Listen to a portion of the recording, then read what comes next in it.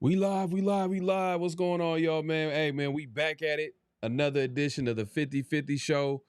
We appreciate everybody coming through, man. You already know what time it is, man.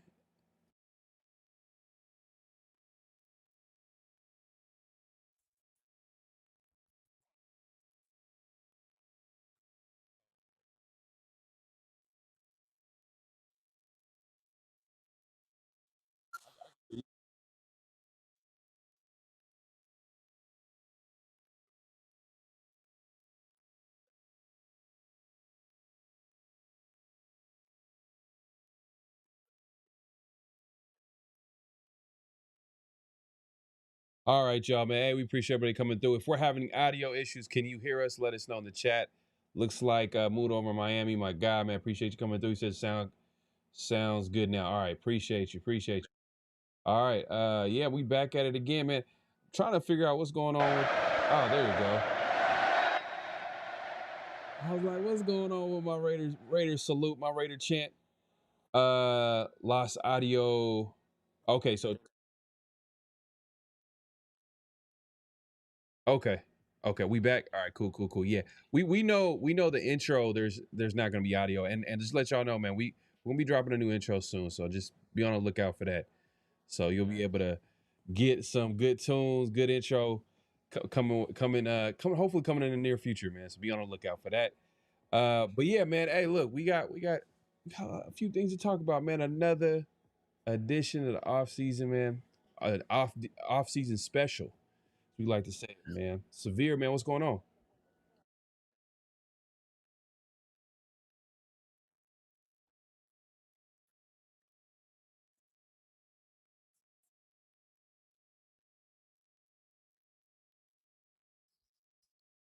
Yeah. It's yeah,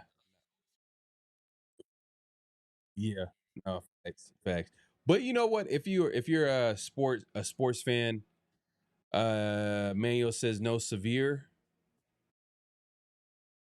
All right, so let us know, man. If severe, I can hear severe clearly, but if nobody can hear severe, let me know from earlier. But if you're like a sports fan, you can appreciate the passionate fans from soccer, man. It's crazy, like especially right now. It's like countries are going at each other, like you know what I mean. It's like can't hear severe. Okay, what is going on? Let's see what's going on here.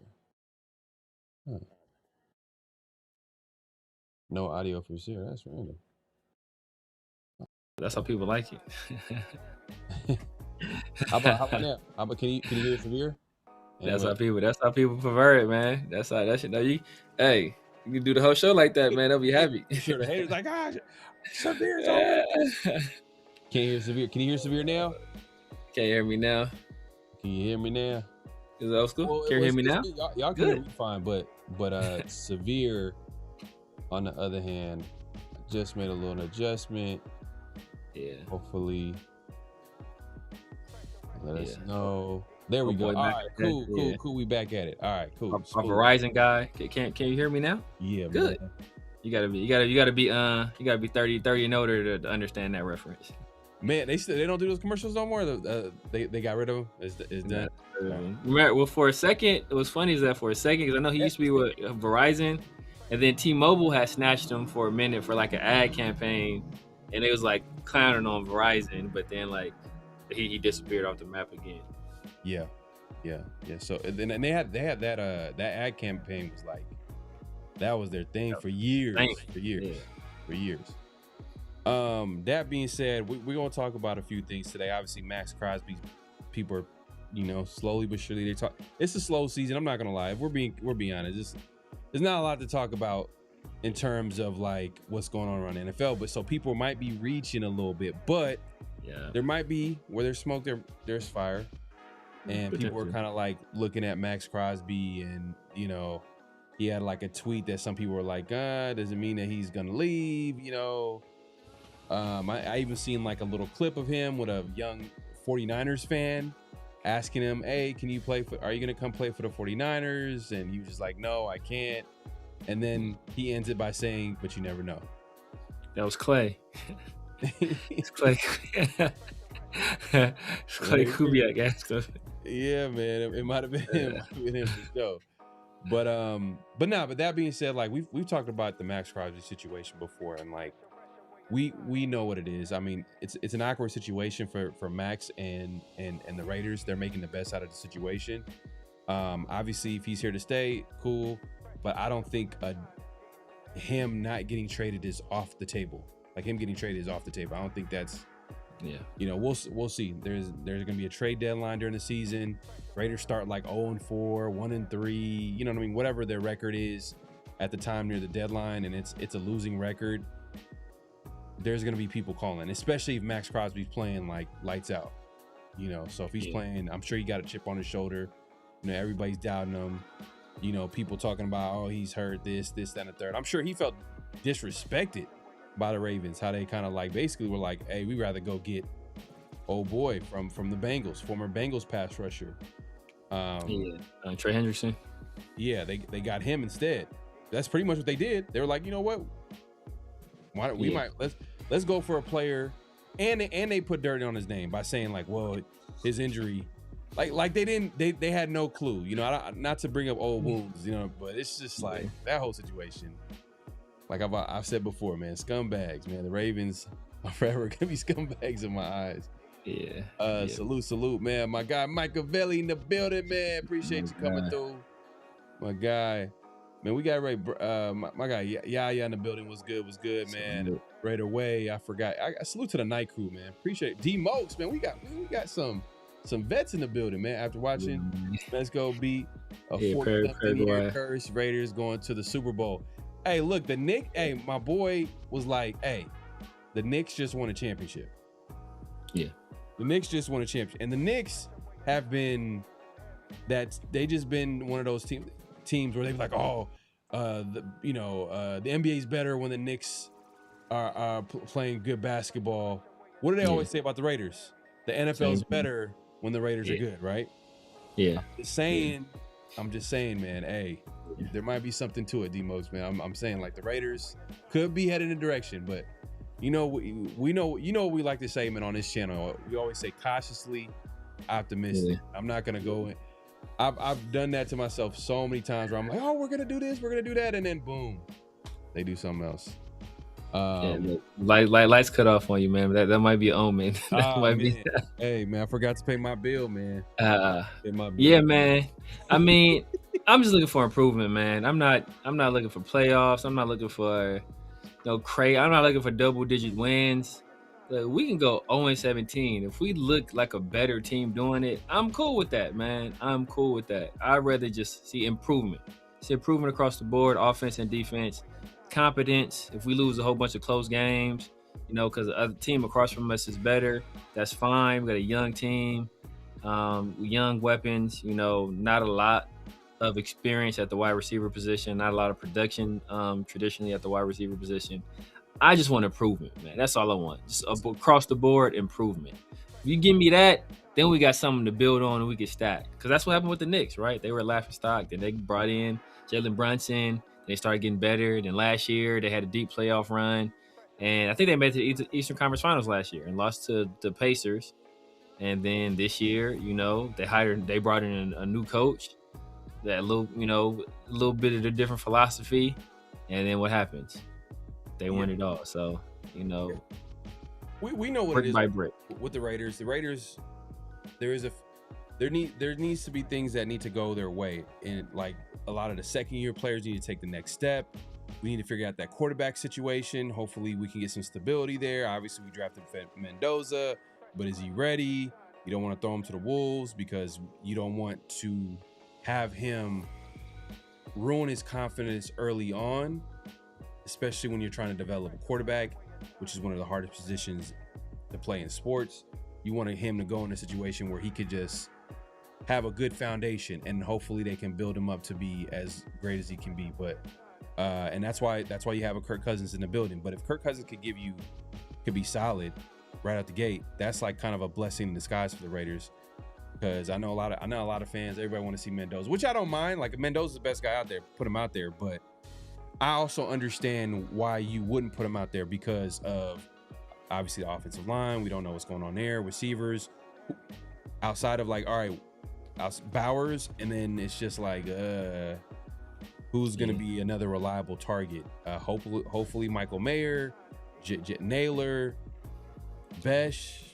Questions, right? So once they figure that part out, then I think that's when. And then if, let's say, Raiders are kind of not winning a few games right out the gate, or Kirk Cousins plays bad enough where it's like, you know what, we might as well, everything else is looking good around around the quarterback right now.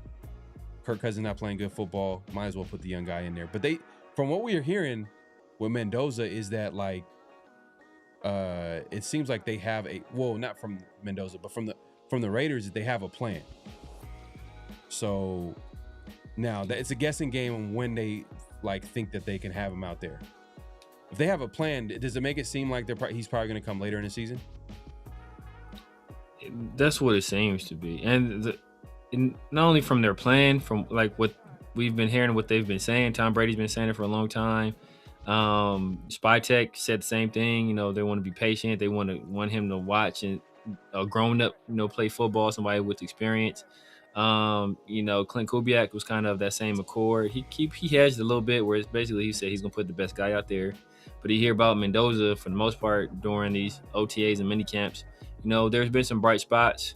Everybody raves about his work ethic, about his mentality, but his play on the field, has left a lot to be desired. He's going through those early growing pains, which is to be expected as a guy coming from college to NFL. So right now he's running third string, and from what people have said, deservedly so. He's been like the third best guy out there. What you would expect. You got a guy that's been in the NFL, 12 plus years. You got Aiden O'Connell who's been there 4 plus 5 years. 4 years. So like you kind of expect him to be behind those guys. Those guys are experienced. So just give him time. And that's the thing that's going to suck is that if Kirk Cousins come out there and he starts struggling, or if we get off to a losing streak, then it's going to be Mendoza's chance. And and it's almost a situation where we could be potentially setting them up to fail, which is why I hope, we're as patient as he needs. I know a lot of fans want to see him. I know people in the organization, I know they probably want to see him as well, because they want to see what they spent the number 1 overall pick on.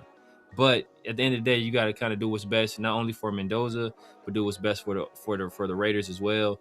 And having him start or play games when he's not ready, that's not going to do us any favors, and it's definitely not going to do him any favors. For sure, man. And that's the thing too, man. As a Raider fan, I just want them to do things the right way.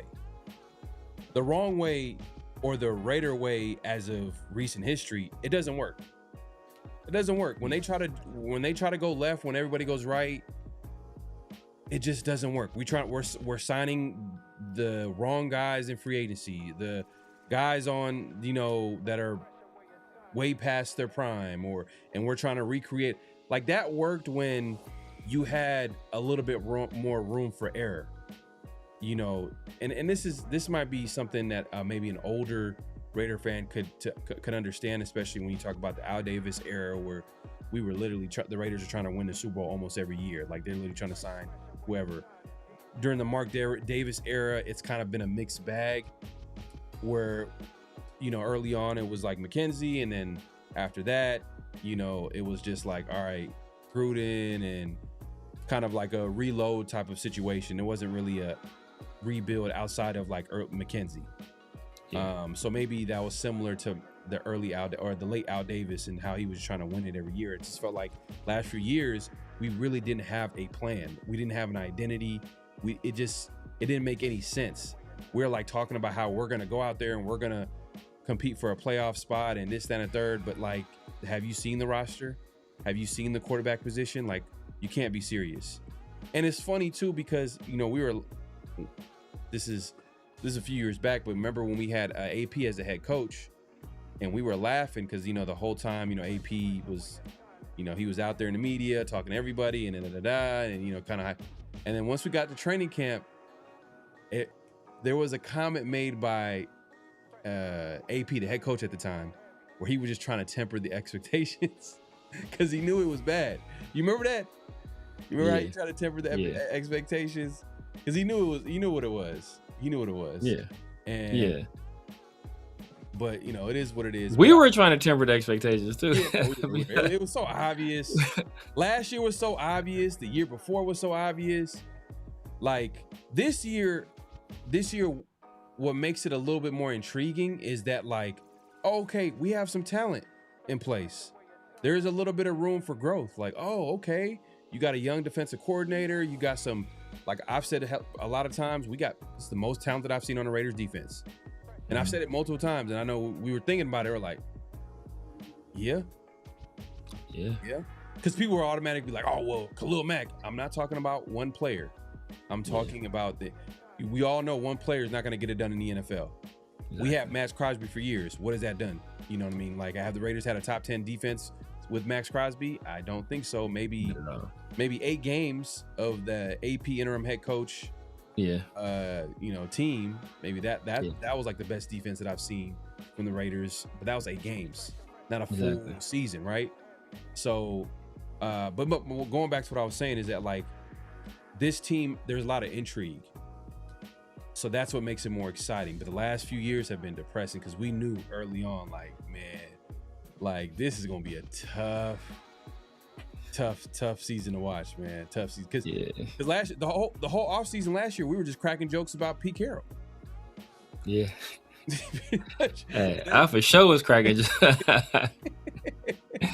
Oh man, it's a target rich environment, man. But that's the the problem is the problem with it is that Raider fans are very hopeful people. They're like very hopeful fans because when you've been as bad for as long as we've been, I'm hopeful too. You have nothing but hope, right? So everybody talks about the Raiders cycle. They are going crazy. Crazy. Everybody talks about the Raiders cycle of fandom, where he's like, you know what, like hope springs eternal, and then we go through the season, and then we're bad, and then off season comes, and then we sign some new players, get a new coach, and then hope springs eternal again. So that's kind of been the cycle we've been in. Hopefully we can get out of that cycle and actually like stick to one coach first of all, and then he can start like building towards some stuff so where it's not the constant we get hopeful, yeah, we're doing this, and then it's followed by a disappointing season. Like, so but the Raiders fans said, people were telling us they said AP's gonna win 10 games or win 10, 11 games. It didn't happen, right? And they said Pete Carroll's gonna win 10, 11 games because all Pete Carroll does is win, and then it didn't happen. So now I think people are starting to come along to the thinking of, you know what? Let's tone it down. Let's simmer it down just a little bit and let these guys cook. Let it slow roast. Let it slow roast. Y'all trying to blow it in the microwave. Let it slow roast. Let it simmer. Let it cook. We smoking this thing. We smoking this thing over cherry wood. We got the thermometer in there, waiting for it to reach that right temperature, and then we can take it off to smoke. Yeah. See, the thing is, though, going back to how I started this off, I want the Raiders to do things the right way, and it feels like with this team, I mentioned the players that they added, the talent on the defensive side of the football. Obviously, Mendoza. Then you talk about Kubiak, who's seems like one of the bright minds, young offensive-minded, coaches out there in the NFL. So it's like a little bit more intrigue. Is it a fully talented roster? No, they got some holes. It's kind of gonna take another offseason. Got to bring some guys in, and some guys need to step up, take that next step. There's that. But I just think there's a little bit more intrigue, and it just feels like the Raiders are doing it the right way. They're going about it the right way. I haven't really seen anything. You probably can criticize maybe like they could have drafted this guy, you know what I mean? But they haven't really had a lot of dumb moves. Like hindsight is 2020. Like we're gonna probably come back later to this and be like, Kieran Crawford. Kieran. We'll see. I'm not gonna throw him under the bus. Nah, we'll see. He's third round pick. We'll see. But I'm not gonna. I was surprised. I was like, Kieran, who? Like in the third round. Like, but there's a lot of guys that I respected that like are high on him. So we'll see. He kind of seems like as a prospect, he kind of seems like a Malcolm Kuntz type, where there's probably gonna be a little bit of development with him. So we'll see with him. But it just feels like the Raiders are going in the right direction. That's what it feels like. But we'll see. Cautiously optimistic. That being said, man, my guy Manuel, my bad, man. We got carried away. Appreciate the super chat. He says, off topic, but LeBron to the Bay. LeBron James, man. I think he recently just announced that he will not be coming back to the Los Angeles Lakers, and I believe it's open season now. He feels like he can still compete for a championship. I don't think that's with the Warriors. Warriors would just be like an older. Warriors got their own problems, and it's similar to LeBron. They're old. You know what I mean? So if anything, LeBron would want to go with the younger team if he has hope to be to basically compete for a championship, because the young teams are winning. The young teams are going deep, making deep playoff runs. Does he go to New York? That'd be interesting. Does he go to New York? Does he go to where would he go? Does he go to? If he went to the Spurs, man, I'm not gonna lie, that'd be so goofy. That'd be crazy. I doubt they do it though. I doubt they do it. But I wonder, and the thing is, LeBron is probably gonna want to get paid unless he takes a pay cut too as well. Like, it just really depends on. I mean, where do you think he goes? Because LeBron feels like he has the leverage to ask for top dollar based off his name alone and how he would just bring all types of revenue to the team. Yeah, for sure. Everybody's going to be going to the games. Like, they're going to be paying to see LeBron and you know, whoever the team is playing, right? So we saw what happened when he pump fake. People thought it was going to be his last season with the ticket prices for them last games, how high they shot up. Then he announced it was like, well, it's like a alcohol something crazy like that. Yeah, he was hot. Yeah. But yeah, I mean, it's kind of hard to say where he would go, but I don't think he goes to the Warriors. I don't think Warriors are old, man. Warriors got their own, like Steph, Draymond, even Draymond. I think he's not sure if he's coming back, or some of the people that's on the team. I think Steph has a lifetime contract with the Warriors, but obviously if he wants to leave,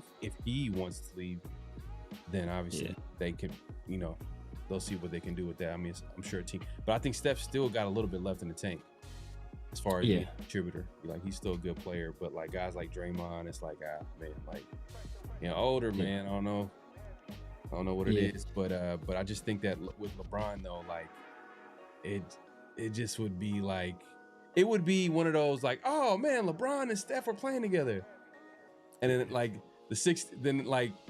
the Warriors are probably gonna be like 40 and I don't know, like 500, sub 500 team. I don't think it's gonna be. It just more on paper it's gonna look nice, but I don't think it's gonna be a good idea. Yeah, I mean, I don't. I heard the Bay thing, and I thought like, oh, you know what, maybe he'll do it, but I can't see LeBron doing that. The main reason why I can't see LeBron doing that is that actually, if LeBron is sticking around, like I think he just enjoys playing the game, but I'm sure he also wants the ring. If he wins the ring with the Warriors, like forever and eternally, they'll be, oh, LeBron he got to run the Steph Curry's team to win the ring. He couldn't do it by himself. That narrative will always follow him. And when those guys, when you get to LeBron level, obviously you kind of got to ignore the noise, but you still care about your legacy, and you don't want your legacy to be, oh, he couldn't do it without Steph. His biggest rival during the era, he had to team up with them to go win the ring. So like they'll always fight. They'll always figure out a way to discount stuff that LeBron does, because most people like a player outside LeBron, and so LeBron is generally the biggest threat to their favorite player. Like all the Jordan fans don't like LeBron because he's a threat to Jordan as the GOAT. All the Lakers fans didn't like LeBron because him and Kobe had like a pseudo rivalry. So. And then obviously all the Steph Curry fans don't like LeBron because those guys were battling it out all the time. So like he can't do that. That's the one he can't do. Cleveland would make sense. They're a good team. I mean, they got some pieces over there. He's a guy that can kind of help them like learn how to win in those kind of series, because obviously you got James Harden there, you got Donovan Mitchell over there. Those are two guys that had never really won at the highest level.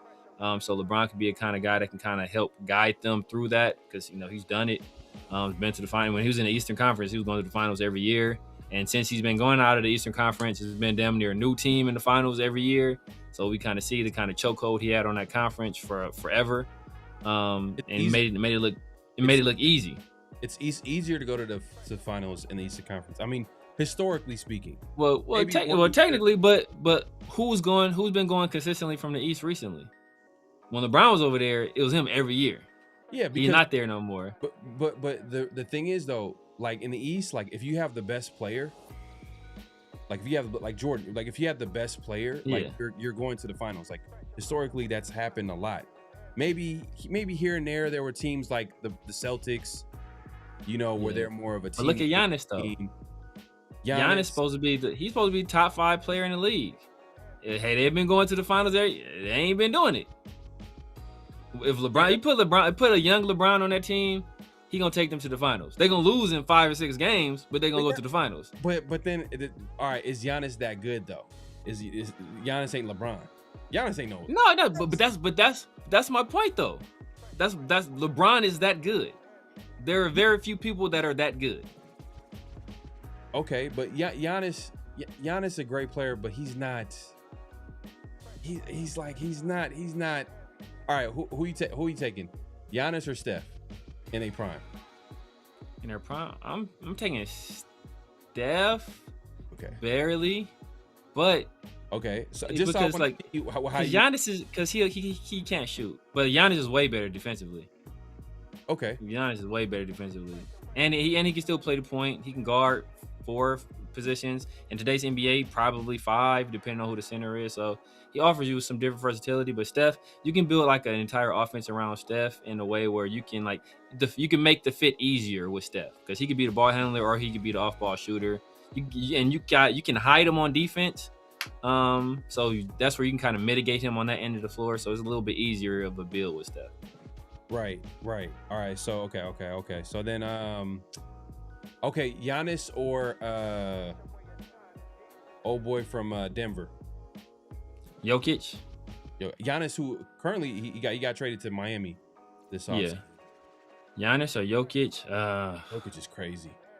Yeah, Jokic is crazy. Jokic is another guy that don't play no damn defense either though. But Jokic is offensively. Jokic is crazy. But I'm probably going Jokic. I'm going Jokic. Because I mean, you got a 7-footer that can pass, that can shoot. He don't play no defense, but he can play in the post. Like he can do too much. But then the thing is though, you probably can maybe pair him with another defensive big or like you could find that. It's not a lot of bigs in the NBA regardless. But the thing is like what they'll do is they'll put Jokic in the pick and roll and put him in the blender. So you got to worry about that. Because ain't no bigs in the NBA. You ain't got to if you're a center for the most part, you don't got to guard nobody. Ain't no dominant centers like that no more. Right. Damn, I was just thinking about I don't know if you mentioned this. Can LeBron go back to Miami? But the way yes, I'm saying I'm thinking Cleveland or Miami would be the best bets. But it'll be hard to put a team together with him and Giannis because both him and Giannis, LeBron. This actually, you know what? It can kind of work because LeBron kind of showed this last year. He can be the third guy on the team, or he can be the off-ball guy and still be effective.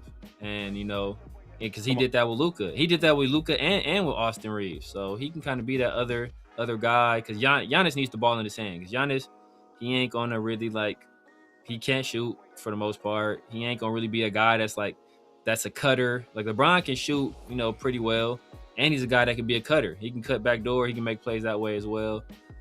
He could be a screener in a pick and roll. Well, Giannis could be a screener in a pick and roll game too, but LeBron could be a screener in the pick and roll game. He could be the guy handling the ball in the pick and roll as well. So I think they can make that work. Yeah. They need shooters though. They don't need shooters. TK, you called it, man. You said Miami or Cleveland. Yeah. Those seem like natural fits because he's familiar. He's been there to those teams. Spo knows him. Yeah, he's played under Spo. I think the way he left though, it just felt like it was kind of a weird situation in that it felt like he was tired of Heat culture. Because I heard Pat Riley's a maniac, he's super strict, very that he has everybody on like a crazy strict diet, and it was. He might have been tired of that maybe at the end of his time with Miami. So maybe I don't know, maybe. But then like LeBron went back to Cleveland, and he have an issue with the owner.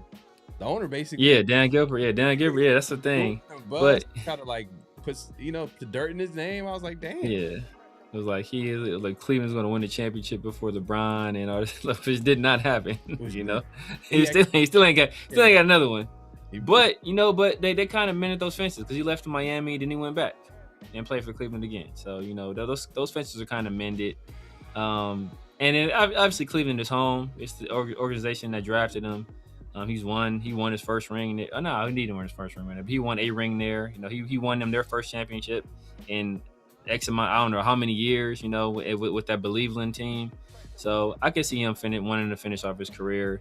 Kind of where it all started. And it'll be special if you do that, like that going away tour, kind of like how Kobe had and how like Kareem had with the Lakers. Like it'll hit a little bit different doing it with Cleveland because that's home. That's where you started it. Yeah. That would make sense. That's actually a good point. Mike Belli says to be honest, I'm not gonna be mad wherever he decides to sign. He brought a chip at least in his time with this. Yeah. With us, can't hate on him. For sure. Business says LeBron old and still get 20 and 10. Facts. Like somebody put up a side by side of LeBron stats this past year, and then Derrick Rose stats in his like MVP year, and LeBron stats were comparable. Now, obviously, that stats don't tell the whole story, but it's like crazy that a guy at 41 years old is putting up those kind of numbers. Yeah. TK says no one counts that bubble chip. Okay. Yeah, people are haters though. I mean, like what's crazy is that, like, I don't know what team TK roots for, but if his team won it, they count it. Like this thing, everybody, and what's even crazier is that everybody who was in the bubble says that's the toughest they've ever played, toughest basketball they've ever played. Like it was the toughest setting. Like mentally, you have to be mentally sharp. You have to be physically sharp. Like everything about the bubble was difficult. So since everything was more difficult, you don't count. Like that should count for extra. Like, but everybody's that don't count because it's and the thing that's even worse is that the Lakers were the number 1 seed in the West. So in the bubble, there's no crowd. So they lost the home court. So they were more hurt than anybody else because they lost home court throughout the playoffs. They had to play on a neutral site and they still won. And they lost a starting player that didn't play in the bubble in Avery Bradley, who was like their best defensive guard. So he opted not to go because he wanted to stay with his family. So, I mean, the people want to discount it, but it's just if their team won it, they wouldn't discount it. So Avery Bradley didn't play the entire playoffs? He didn't play at all in the bubble. No, he opted out. He stayed home. And he got a ring anyways. Still got a ring, yeah. I forgot we replaced him with old boy. What's the old boy that played for Syracuse? He played in Cleveland for a little while. What's my guy's name? Dang, I forgot his name. But he for sure regrets it. I bet he regrets it. Yeah, because I'm sure he wanted to play. Ant wants Bron in Minnesota. Oh, okay. Ant wants Bron in Minnesota. That'd be crazy, man. Ant, LaMelo, and LeBron. That would be insane. Man, LaMelo, watching him play gets me hella mad. But LaMelo is hella fun to watch, bro. He like the funnest player to watch. He's fun, he's talented, but like he be doing. But I guess it's a sign of like today's NBA where they just be doing hella moves, stay in one place, and then like shoot the basket. Like it just, I like more efficient. Like, like I like the flashy move, but like, all right, do the flashy move and then do what you got to do. But like they'll be like they'll just it's like and one mixtape. Yeah, like it's crazy. They'll do hella moves and stay. Maybe I'm old. I mean, I guess I'm getting old school now. Yeah, you're old school, man. Yeah, old school. Straights. So all this damn dribbling. I'm straight to the. But to me, the best scorers are the scorers that can get to the rim or get to their shot in less dribbles. Yeah. You know that one-on-one game, that game one-on-one game, like they give you 2 dribbles and you got to fix, NBA players, like a lot of hoopers do that. Like they'll yeah, they got I think it's like a 3 dribble limit. Yeah, 3 dribble limit, and then you got to like score. Yeah, you got to take a shot. Nah, I don't know. I just feel like they take a lot more dribbles in order to. But it is what it is. But look, we'll see how it's gonna work. LaMelo and Ant, talented players. But with LeBron, that would be crazy. Because what LeBron also gives you is like a veteran presence, like so much experience, so much game. Because he's been 20 plus years. So that's gonna be big wherever he goes. Man, we went with a basketball, man. And then since we talking about basketball, didn't the guard from Memphis get traded? Yeah, Ja. Who did he get traded for? I forgot. He got traded for a bag of Funyuns and some policies, right? It was Jeremy Grant and some other bum. I mean, Jeremy Grant was the best player in the trade, if I recall correctly. I think a pick too. But John Morant, he's just notoriously like fans Deion Waiters is the guy. Deion Waiters here from Syracuse, played for Cleveland. Let me see. So John Morant for trade. Dang. I mean, John Morant is talented, bro. If he could just put it all together, he's notorious known for being like super immature. Yeah, man. He just put it in the holster, bro. That's all he got to do. But job be fine if he just put the gun in the holster, bro. Leave it in the holster, dog. Leave it at the crib. Leave it in the safe, bro. That's all you need to do. Job be straight. Hey, low key, what's the name is goofy too. The guard that got traded to Minnesota. Oh, LaMelo, yeah. But he's not like troublemaking, but he's done some just goofy stuff. He's just his sound bites be crazy, but he's not like Ja, where like Ja's thing is like he be getting caught with guns all the time. Like LaMelo ain't never been in trouble like that. He'd be saying dumbass stuff in interviews, or he'll make comments, and he just talk he'll talk like me and you talk, like off cam though, saying dropping M bombs, dropping F bombs, like he just don't really be caring. But that's because who in Charlotte was gonna say something to him? Like nobody. Ja has no jumper at all and won't dunk anymore. Yeah, we'll see, man. I think that's a big move for Portland, I guess, because I don't know, what's his name hasn't been the same since he got hurt. He's kind of on a downhill of his, Dame. He's kind of like, That's another Bay Area native, man. Yeah. But he put his time in, man. It just sucks that damn, he's just one of the many players that majority of their prime they played for a team that just didn't really put together a good team around him. Yeah, I mean, he had LaMarcus Aldridge. Yeah. I mean, LaMarcus Aldridge, he was good, but he wasn't great. He was good. Yeah, it was good. I mean, he was good enough to win with. But he was their star player before. See, the thing is, this is why if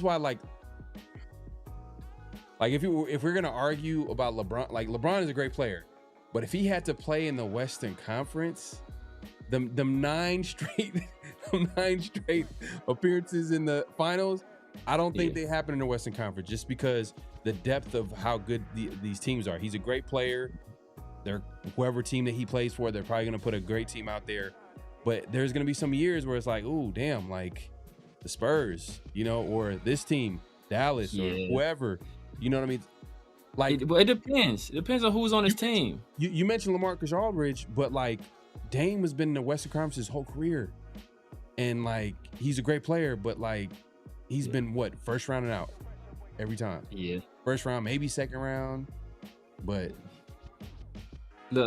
until LaMarcus Aldridge is way better than anybody LeBron had in Cleveland pre-Miami. But Milwaukee, he did go Milwaukee for a second. It just did not work out at all. Yeah, it didn't work out. Yeah, and then he got hurt too. But LaMarcus Aldridge is way better than anybody LeBron had in Cleveland pre-Miami. So his first stint in Cleveland, he's way better than anybody he had on that team. And he still took that team to the finals a few times. CJ was nice, but I didn't like it. CJ McCollum, yeah. I did not like the fit at all, bro. It's like all right, 2 small guards. Bro, look at the Warriors, right? You talked about Steph. We talking about basketball right now, but we're gonna get back to the Raiders. But look at Steph.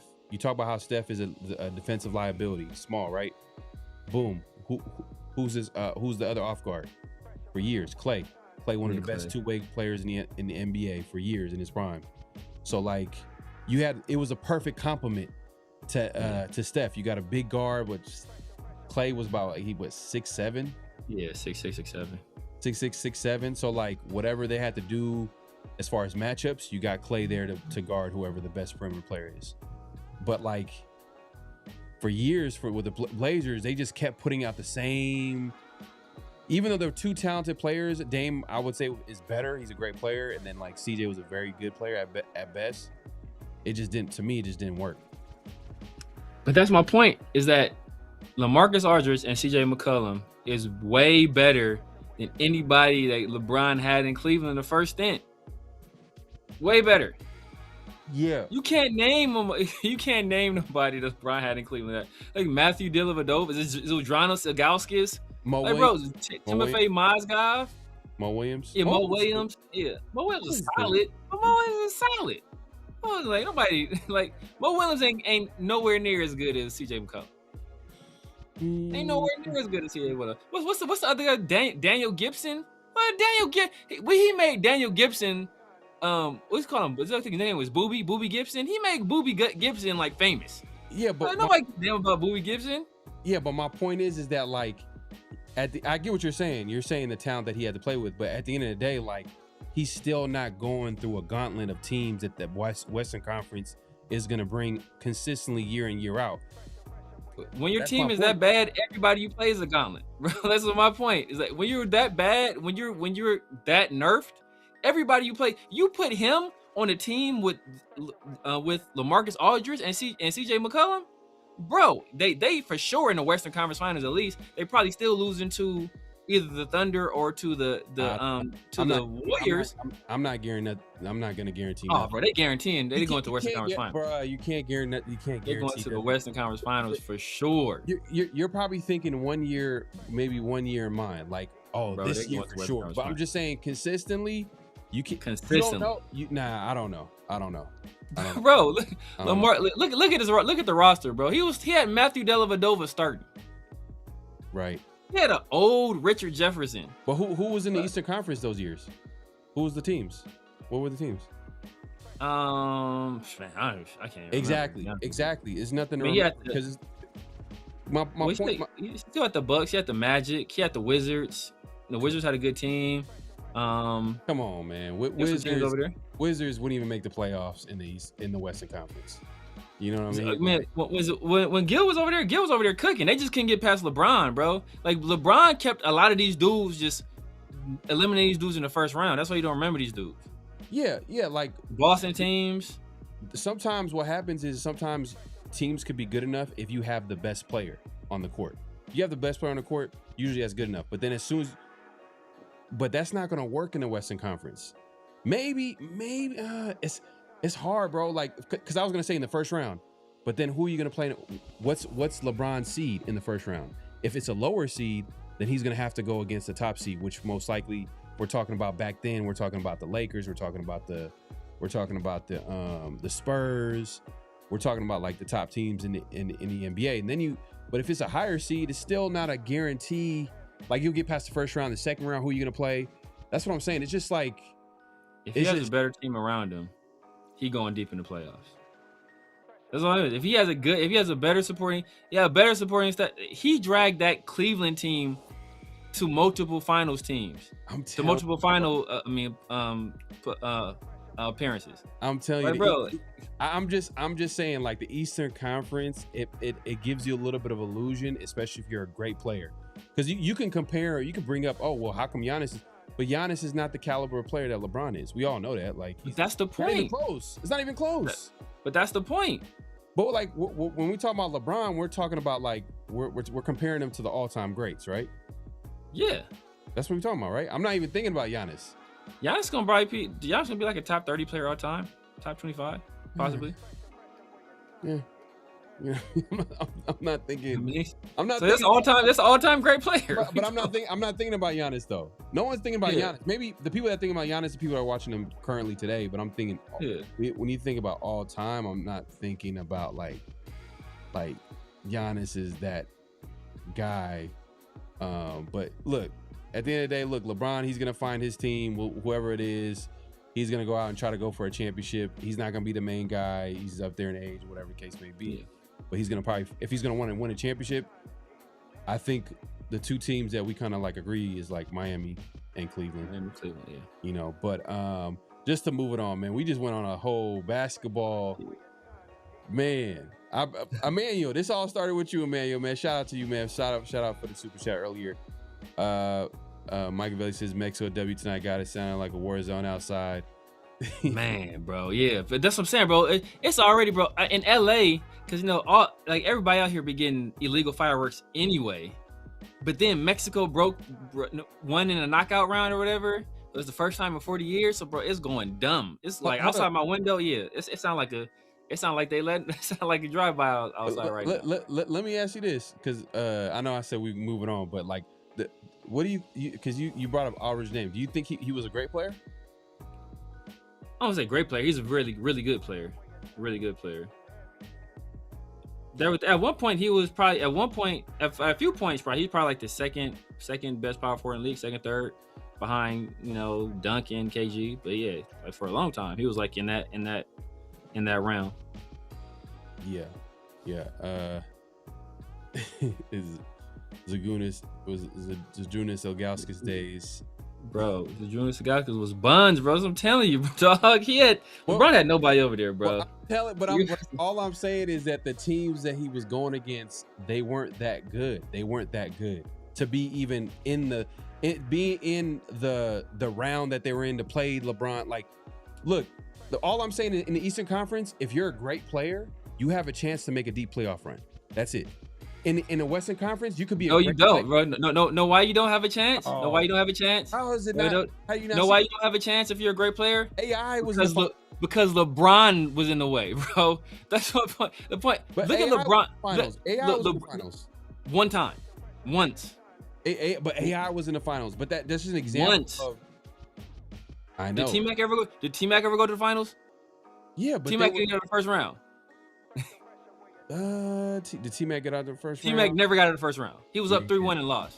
He never got out of the first round. He got out of the first round one time. That's when he was a reserve with the Spurs. Yeah. So T-Mac couldn't get out of the first round. We talk about how nice T-Mac is. T-Mac might be better than this. T-Mac couldn't get out of the first round. That lets you know how he. Look at LeBron in the East Coast when he's there in the finals every year. LeBron leaves. It's a different team every year now. Yeah, but like that's still not like it. My main point is that like he wouldn't be doing the same thing in the Western Conference. That's all I'm saying. Now you could compare. You put him on the back. I'm not trying to go to the finals every year, but he's going to the finals. When I bring up AI, I'm bringing up like damn, like AI. We all know like, he was an MVP that year, great player. He was able to get to the Eastern Conference. If he could have had a great season, probably did the same thing he did it in the Western Conference, but he's not going to the finals. They're probably gonna get knocked out in the first round in the Western Conference. That's all I'm saying. I'm not comparing. Like LeBron is a better player than AI. LeBron is a better player than T-Mac. My point is like when you're a great player, you have a chance to actually like think about old boy that went from the Spurs, who was on the Spurs went from the Western Conference, went straight to the Eastern Conference, right? Went to the Toronto Raptors. Kawhi, who actually got recently traded back to the Raptors. Yeah. Kawhi goes to the Raptors, wins the championship his first year there. Boom. Yeah.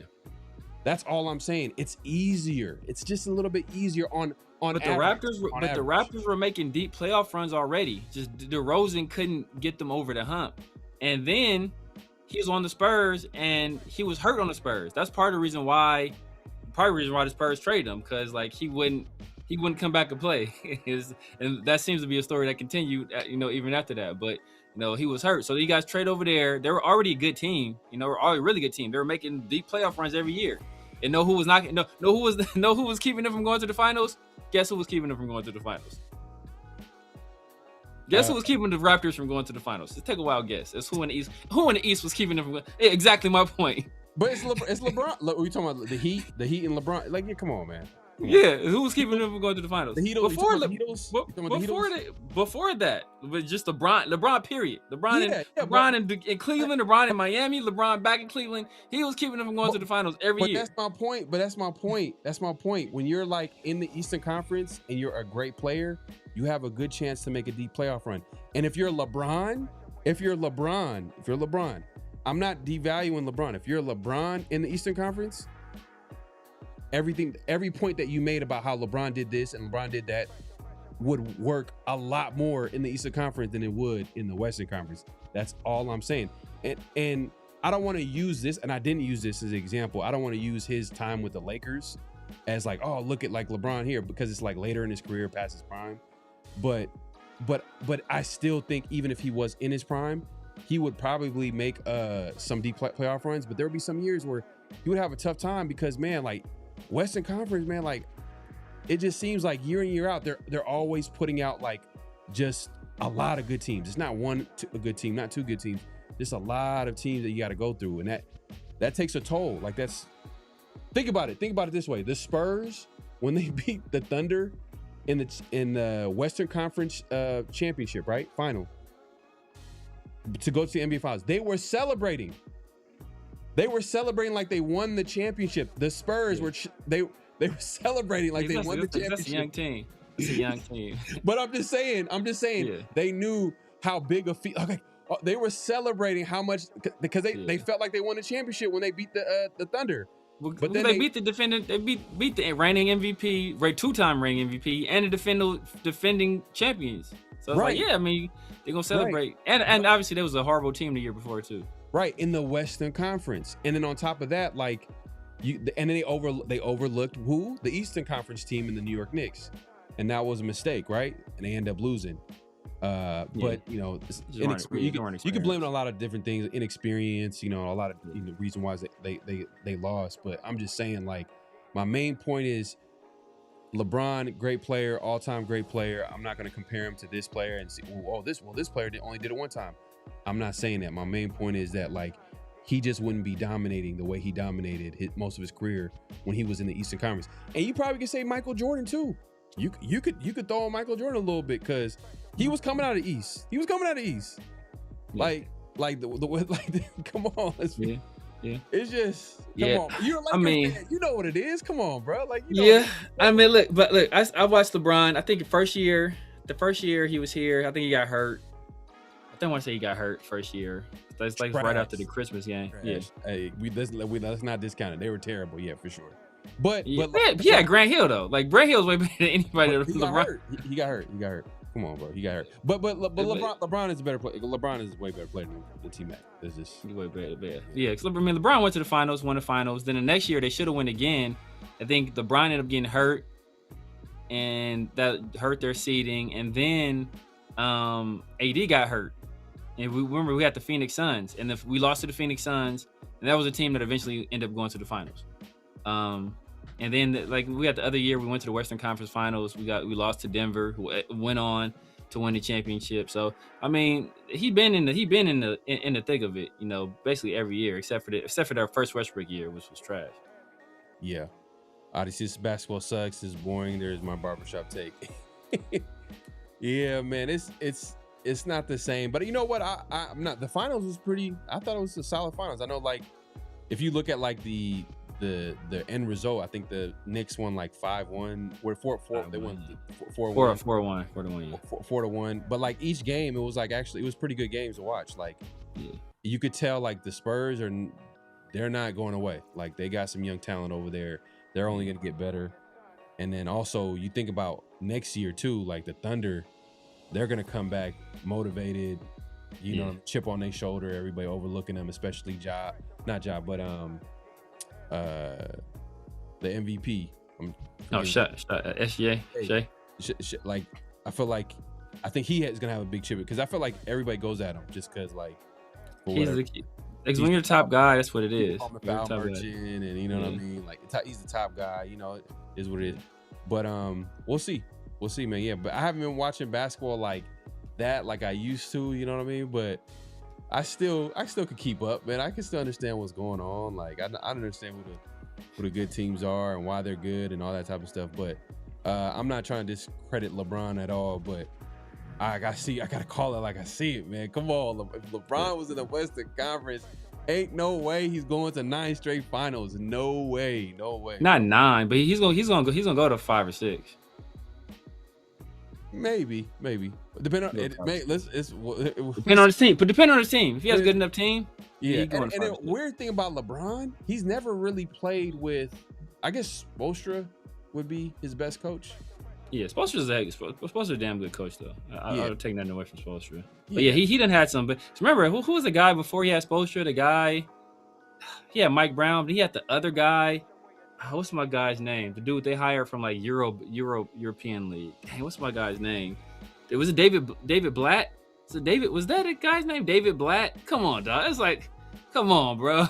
these weak ass coaches he got outside of Spo's legit. Spo learned up under Pat Riley, so Spo's the man. But other than Spo, bro, he done had some bums. And obviously Mike Brown done kind of proved himself with the Knicks this year. But Mike Brown, he been fired by everybody. He got fired by Cleveland. He got fired by the Lakers. He got fired by the Kings just last year. You know, he got fired, I think, from another team before that too. So he had to kind of grow into his role, and he caught on with the Knicks. That was a kind of lightning in the bottle. It was a perfect team for him in terms of their mentality and roster makeup, and you know they end up winning the chip for it. Yeah, man. But just to move it on, man. Let's get into some NFL news. Chris Johnson earlier this week announced that he had ALS, and you know it's crazy. I heard something. Someone sent me a text. I'm like, oh, okay, but I didn't know the severity, and I didn't really know the severity of what that announcement meant. And this is prior to me watching the video. I just got a text like, oh man, Chris Johnson now he got LS, hella sad. I'm like, yeah, did he die? He didn't die, right? Like he didn't. Yeah. Like this is before I seen the video. I know he went on a Good Morning America to speak to Michael Strahan, and I seen it and I was like, wow, that's insane. Because like it felt like I seen him recently, like on a podcast, like talking and breaking down players. It just to see him like kind of just be kind of a shell of himself, to be honest with you, like to understand what ALS actually does. Like I think it's a crazy neurological disease, man. It's a crazy disease, and man, prayers to his family. And it's super sad. I know when I first seen it, I was like, I couldn't believe it. I'm like, he doesn't even look like himself. Like you could tell, like looks like a completely different person, all within a year. Yeah. I mean, I think he was volunteering at like I think he spoke to the rookies last year at the rookie symposium. I remember when I was covering the draft prior to the 2025 draft, he was like on there with Chris Sims. I think him and Chris Sims had like a weekly thing where he would go on there and he would talk about like, you know, the different, like with different running backs and stuff like that. So I mean, obviously, you know, that was the year we drafted Genty. So you know, I tuned in and hear what he had to say about the running back position for that year's draft. So like it was crazy because right that time, man, he looked good, looked happy, looked healthy, sounded strong, and then just to see where he's at now, just like a year later, is crazy how much he deteriorated in just a year, man. So ALS is crazy, and like you know. Like outside of the ice bucket challenge, you know, the one year where everybody's doing it, like y'all didn't really hear a lot about ALS. You know, I hadn't heard about it really since then, and then all of a sudden it pops up back with Chris Johnson, man. So it's also known as the Lou Gehrig's disease. Yeah. So which you know obviously is before our time, so we didn't really know that how the seriousness of what it really was. But to see like Chris Johnson, like one of the most explosive running backs that we've seen in recent memory, man, like legit like 4.2 speed. That's what it looks like when you see when you put a guy that has 4.2 speed, and not just fast, you know, it's not just about being fast, but actually be a great football player, and then you give him a 4.2 speed at the running back position. Man, that get CJ2K. That's his nickname for a reason, man. 2,000 yards. I think. What do you have? Back-to-back 2,000 yard seasons. I don't remember if he had back-to-back 2,000 yards. I know that Yeah. year he's the only player ever to have 2,500 scrimmage yards in a season. So he had insane. Only player ever in history. Man, it felt like he was the fastest player in the NFL. Oh, he was at the time. Bro, like he was just every time he had the ball in his hands, like he was taking it to the house. And it's crazy. Around this time, there are some great running backs too, to be honest with you. If you think about like the Adrian Petersons of the world, Marshawn. Marshawn. A few other guys too as well. But like, yeah, man, hey. It's crazy to see, but during the conversation, they asked his, I don't know if they asked. I think they asked his wife, like, what did you think initially, and she was thinking that it possibly was like, due to his career, maybe some, things that might be popping up after had a long, NFL career. That's what she thought, But then they obviously found out that it was ALS.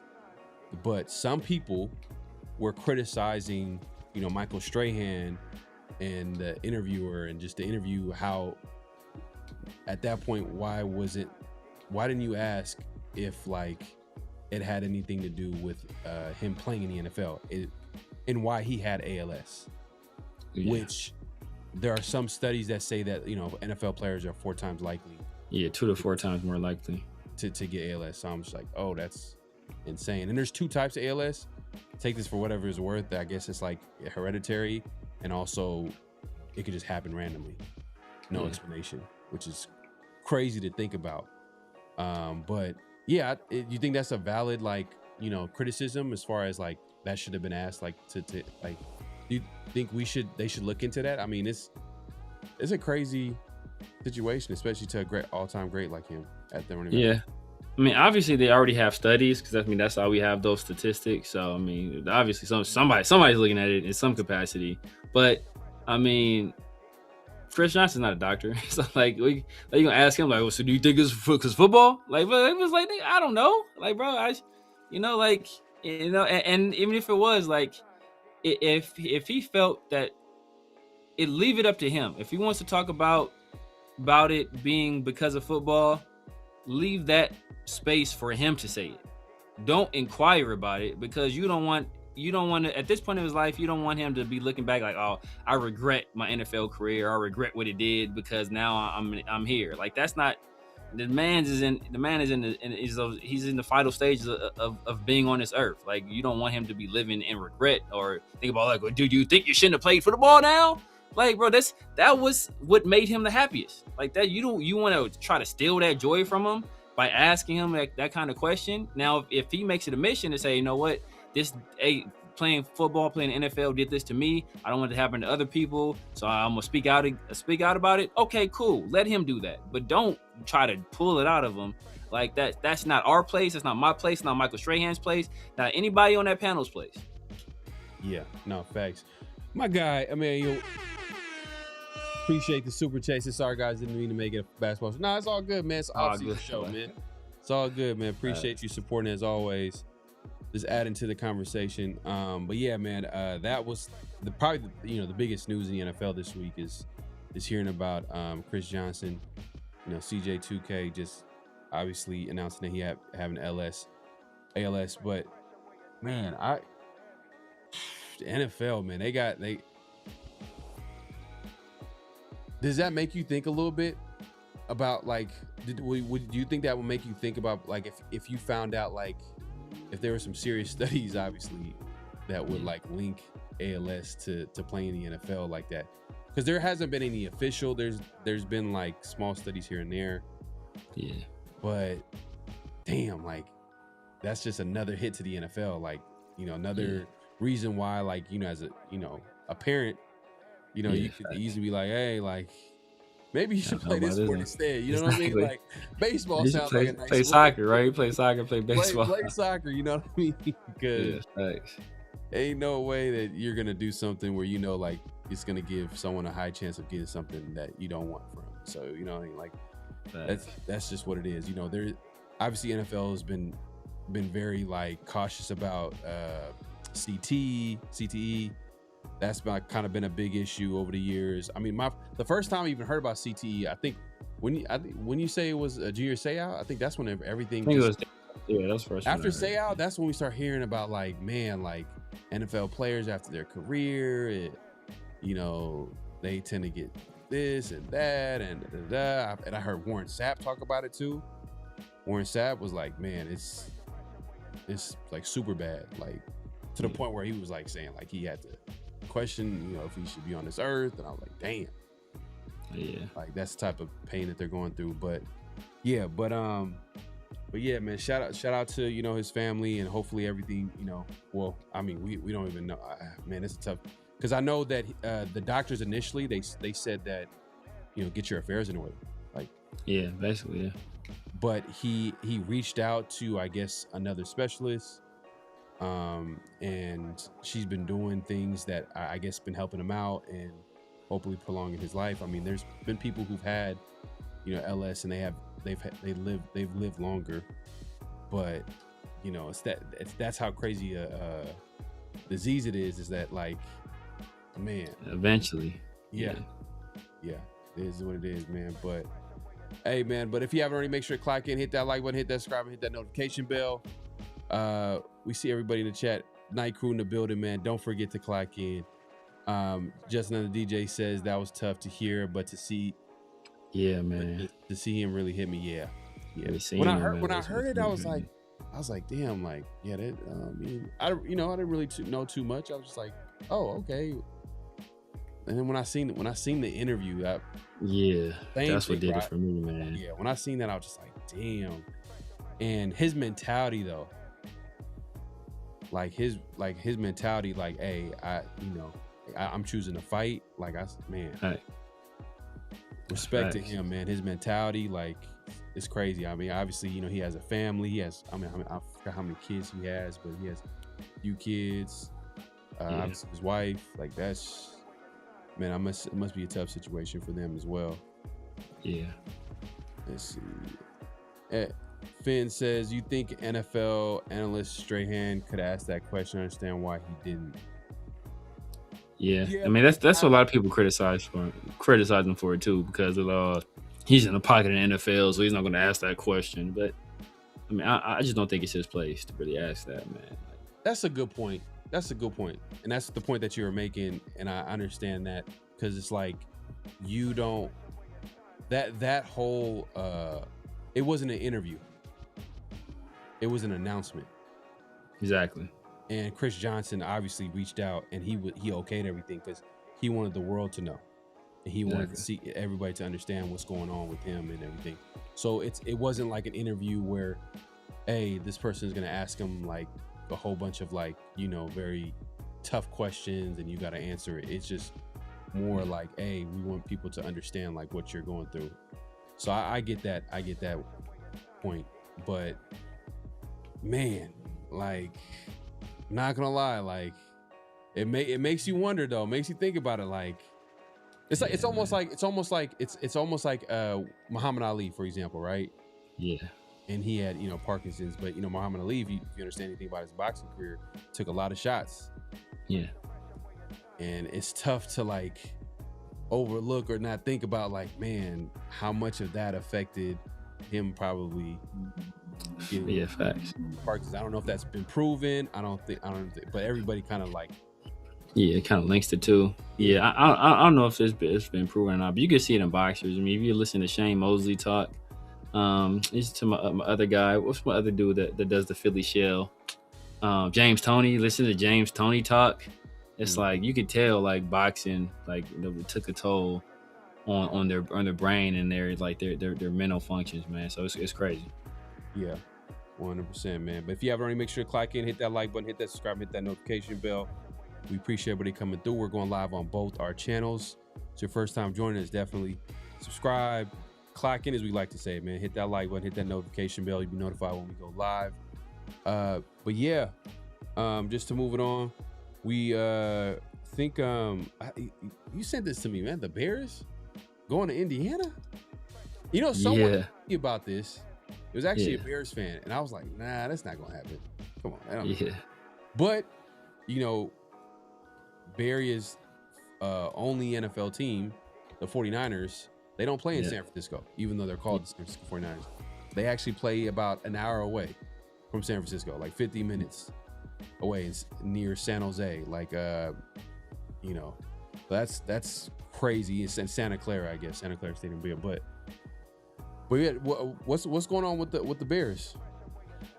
So, like most sports teams, they can't get a stadium approved in the city of Chicago. You know, so they have to start looking for other sites, and you know they made like a last ditch effort to get it done in Chicago, and they couldn't get it done, man. So I think it was like there were two places they were considering.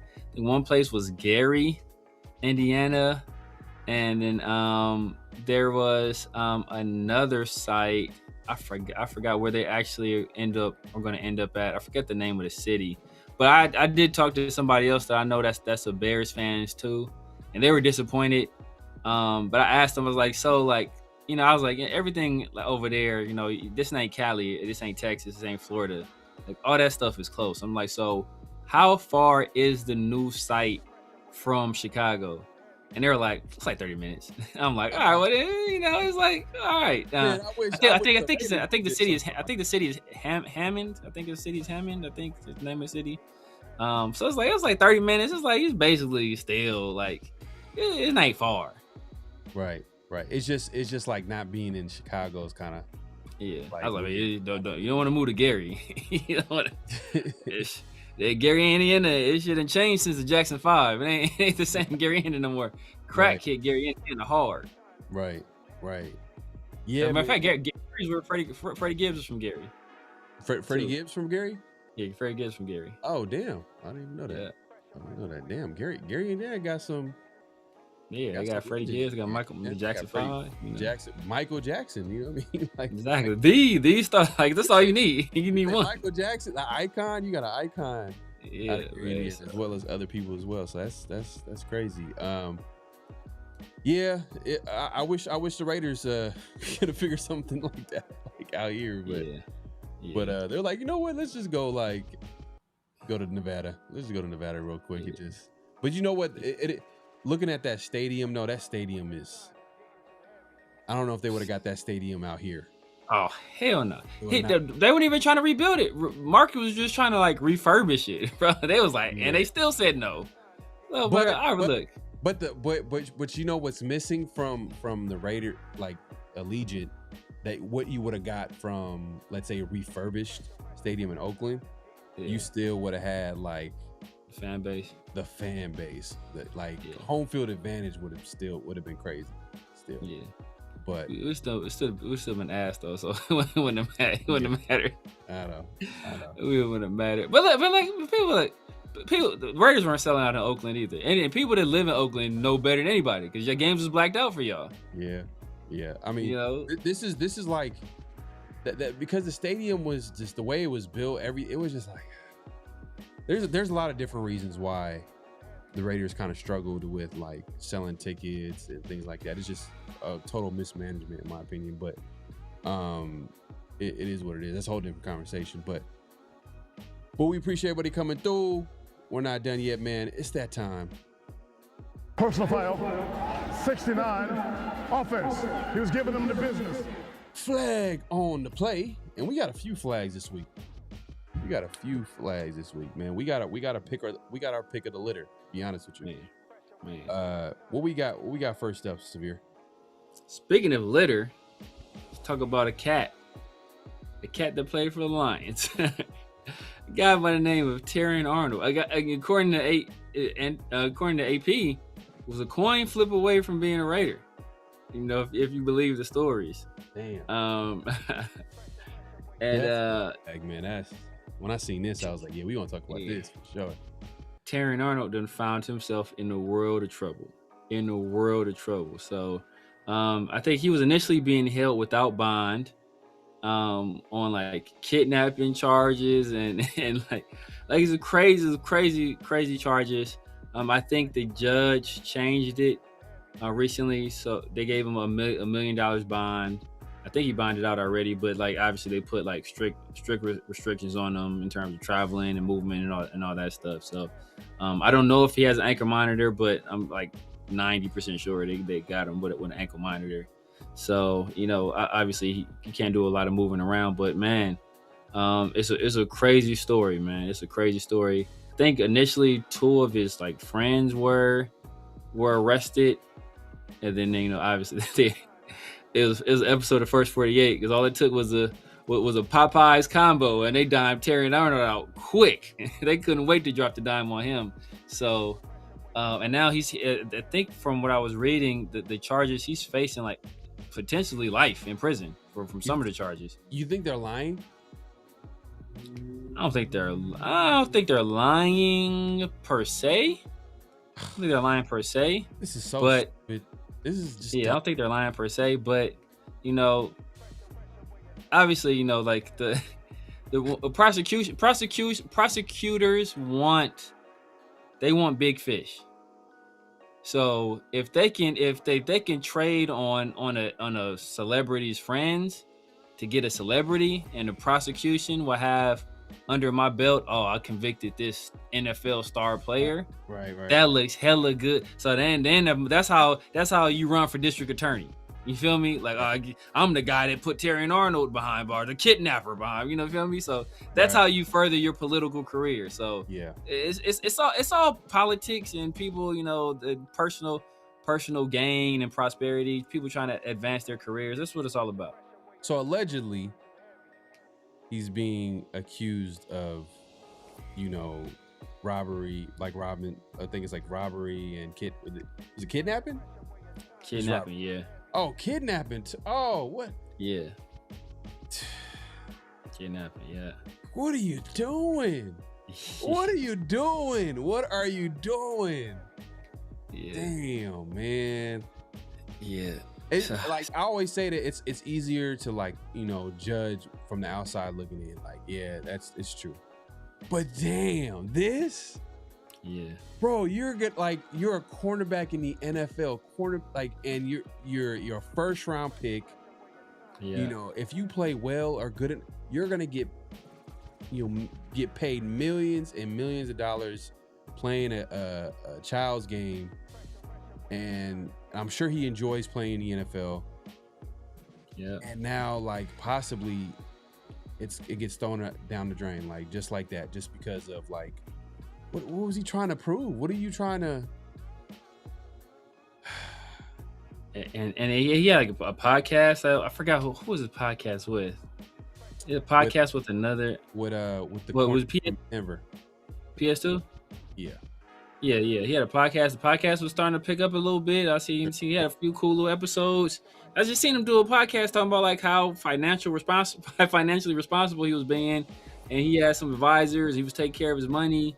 And then from the story, I don't know the exact story, but I think there was like some jewelry or some money stolen from him. And so he had his boys like apparently like catch the person, and they brought him somewhere, tied him up, and beat him up. And apparently that wasn't even the person who stole the money, so it was the wrong person. It's just a calamity of errors, man. It's just the dumbest move ever. Alfredo said, I think Tyrion got confused what a lockdown corner is. Facts. Oh, damn. That's hilarious, man. Facts. Odyssey says, kidnapping has a broad definition. If you move someone to another room against their will, that's kidnapping. But yeah, he did that shit.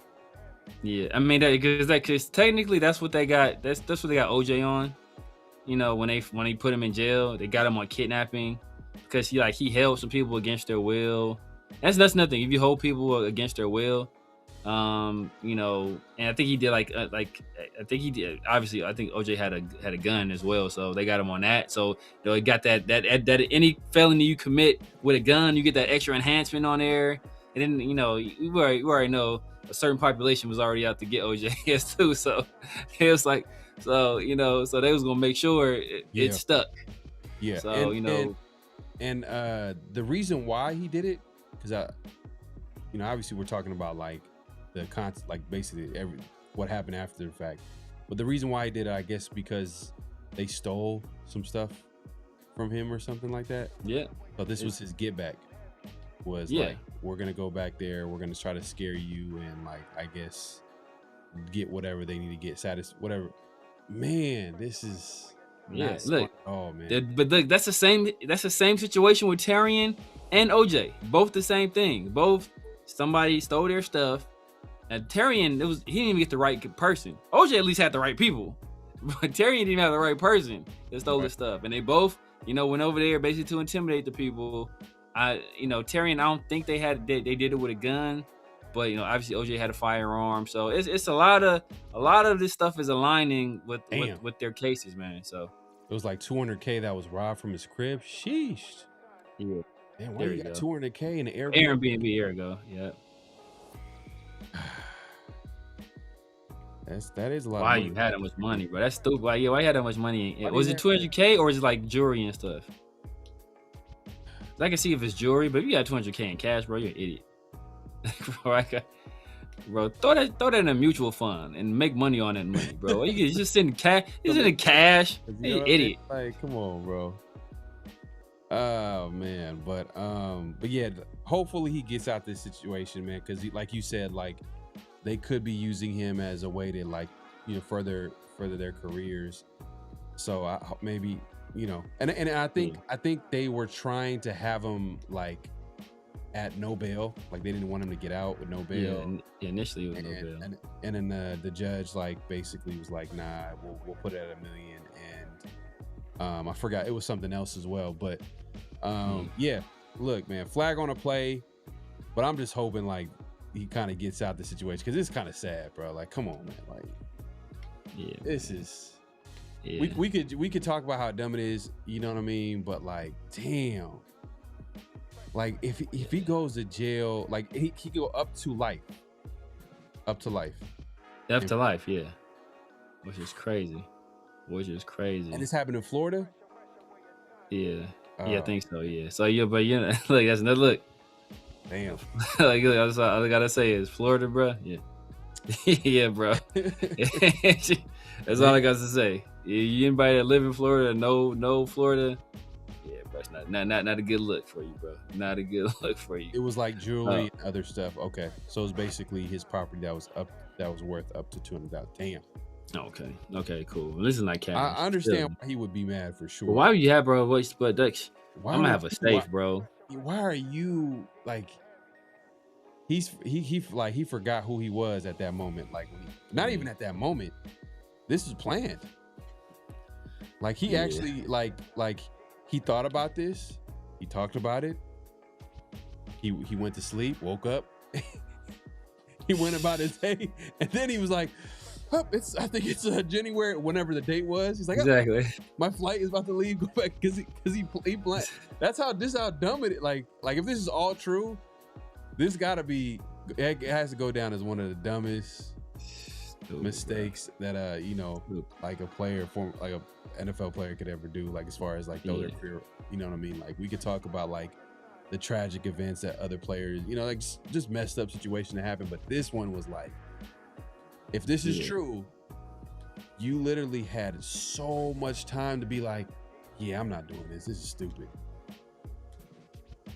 And then the thing about it though, like, damn, his friends, he has terrible friends. Like no one told him like this was a bad idea. Like not one person was like, hey bro. They the ones that carried it out, I believe. Oh, so he wasn't there. He was. I think he was there at some point. That's what I think they're alleging. He was there at some point, but I think they're the ones that like carried it out. And so they got them, and then they rolled on Tarian. Oh my, damn.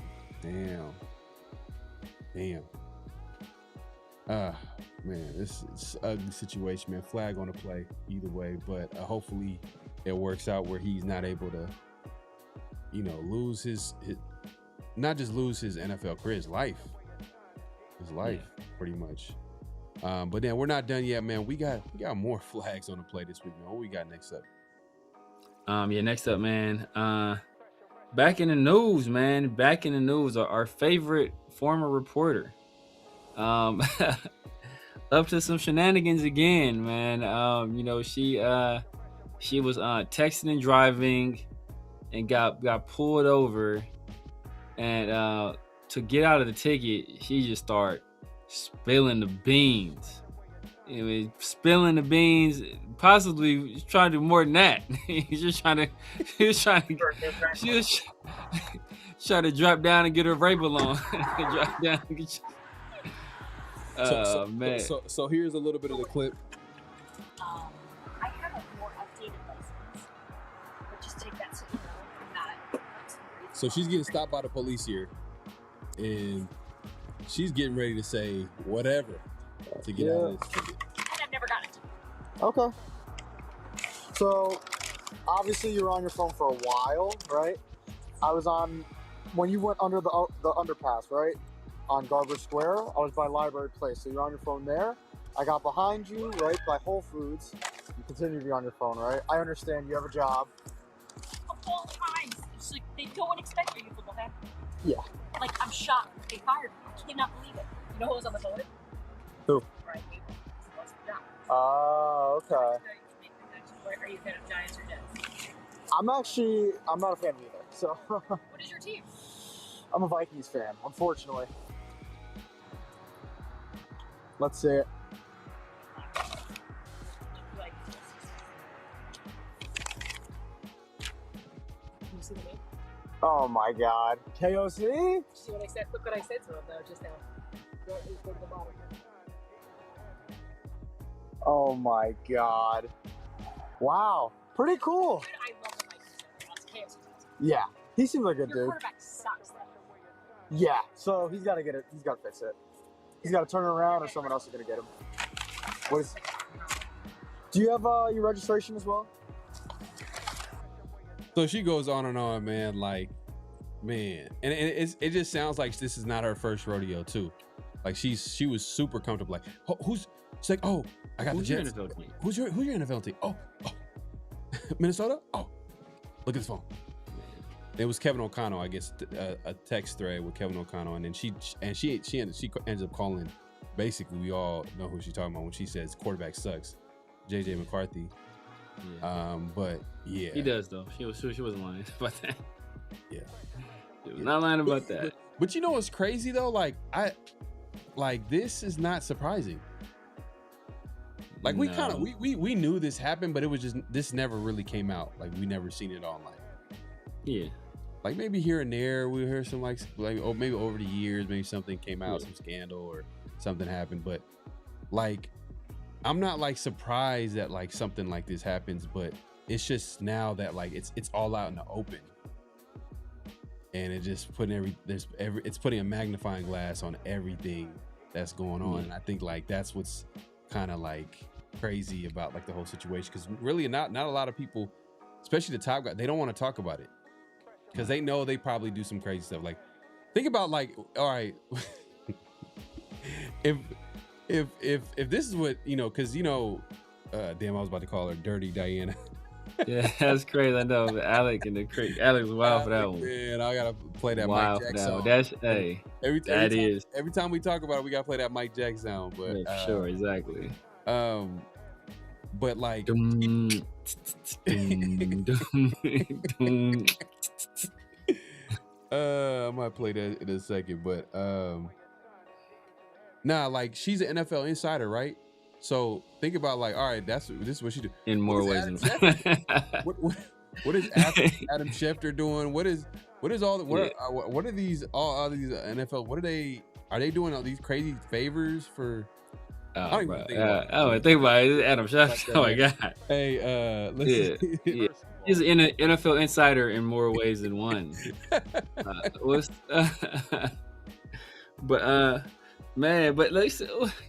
what made it so bad with her is that it is not all her fault. It's not her fault. But it's this fool Vrabel. Bro, you left the draft to talk about you gotta be with your family, bro, and you was kicking it with Diana. You're kicking it with Dirty Diana. Yeah, bro. Like, you feel me? The day 3, the draft, bro. Day 3 of the draft. Yeah. You kicking with Dirty Diana. It's like that's Dirty that's- Diana, man. That's Dirty gonna be a Diana, nickname man. from now on. So, hey, Alex, shout out to you, man. Dirty Diana is gonna be your nickname. Yeah. Uh, Not money check. She got out of the ticket. Yeah, she ended up getting out of the ticket. She did get out of the ticket. But it's a flag, but it's only a flag because of how thirsty she was with it. Because she was like exposing other people's like text messages and stuff like that. So that's why it was a flag. But this ain't the first famous person and then use a celebrity to get out of the ticket and stuff like that. For sure. That happens or rich people like, I know your congressman, I know the senator. It happens all the time. It don't happen for us because we don't got that kind of connections. But if I had them connections, bro, I'd never get a ticket again. Right. Never get a ticket again. Right. No, for sure, man. But yeah, like it's like I'm not surprised by like this whole.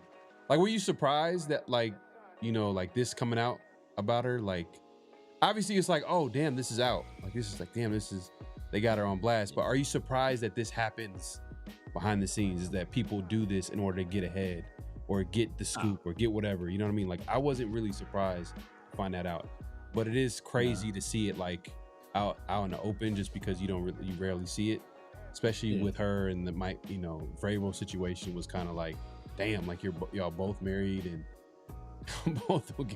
y'all was just in the public doing whatever, and then you start thinking about some of the reports. She made like, she was talking about like Max Crosby would love to play for the Patriots. It's like, did Vrabel tell you to do that last night? Max Crosby would love to play with the Patriots.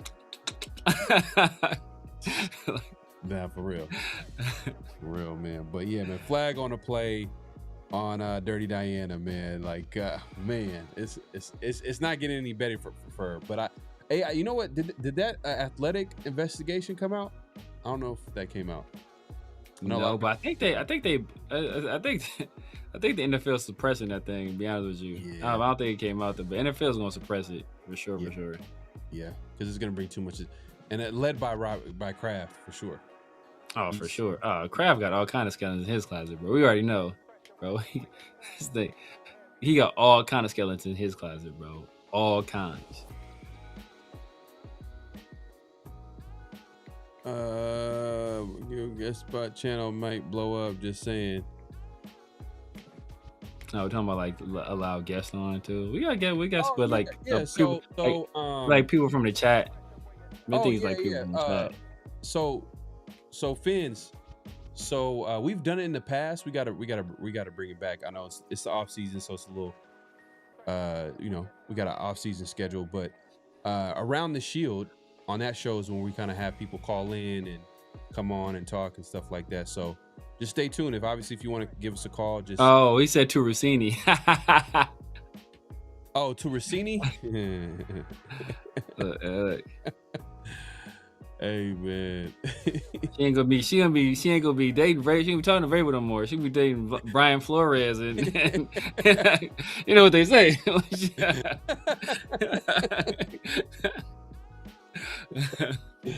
Oh man. Because it's the fastest who gets paid, and it's the fastest who gets laid. Hey, man. Hey, we appreciate when they come through. Make sure to clock and hit that like button, hit that subscribe, and hit that notification bell. That's good, bro. I read it wrong the first time. Appreciate you, my guy. But we got more. We got another flag on the play, man. Like I said, we had pick of the litter. Like, it was so many different ways. Man. Going Malik Beasley. Oh yeah, we can go Malik Beasley. Oh my God, disgusting. Disgusting. That's what we could have had footage of. Actually, now I think about it, I forgot all about that. Yeah. So it's egregious. So he was actually arrested. Was he arrested by the FBI, like Billups, or they didn't give out that information? Probably, but it's most likely federal. Yeah, it's probably federal. I don't know if it's by the FBI for sure, but it's likely. So Malik Beasley, NBA player. I think he plays for the Timberwolves, or he did. Who was last team? It might have been the Timberwolves. Well, no, because he went to the Lakers. I forgot where he went to the Lakers. He was with the Lakers. Did he go back to the Timberwolves? I thought we traded for him from the Timberwolves. But yeah, maybe. I don't recall. So let me. I'll look this up right here. But he was arrested for a gambling conspiracy, like something to that effect. Yeah. And when you see that, you're like, oh, that's crazy.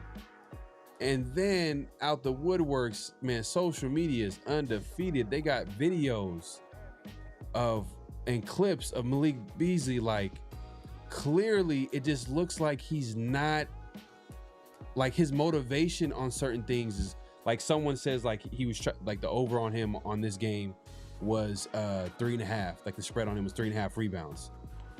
So he was like chasing after rebounds, like during the end of the game, like it just didn't look right.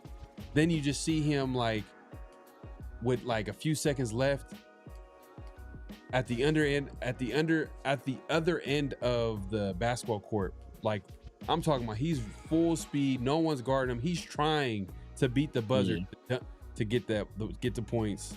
Yeah. It just, it's like it's hard to say that because, like, sometimes players' motivations could be like, hey, like, they get certain statistics, they get paid more. Yeah. If we're being honest, like, this is true. Like, players in all sports, if they hit certain things statistically in their contract, they'll get paid more.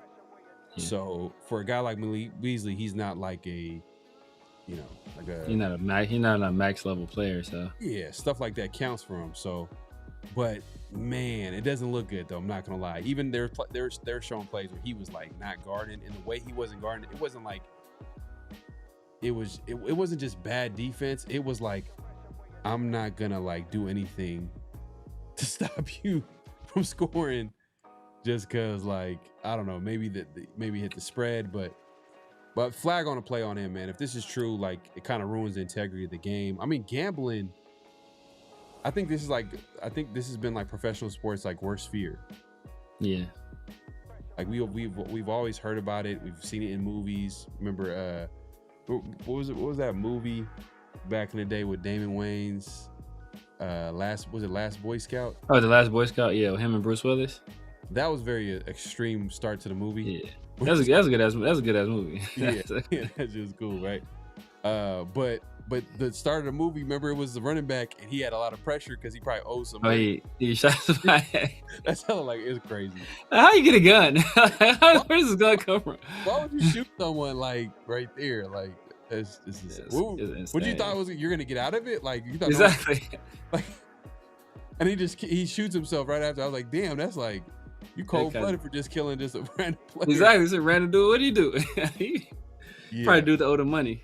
Like, coming after my family. Yeah, man. The Malik Beasley situation is tough, especially, man, because he messed up. I think he had like a big extension on the table, and then he got hit with that, those charges, and obviously now he's about to get arrested, have to go through this trial, man. So it's rough, man. It's gonna be rough for him.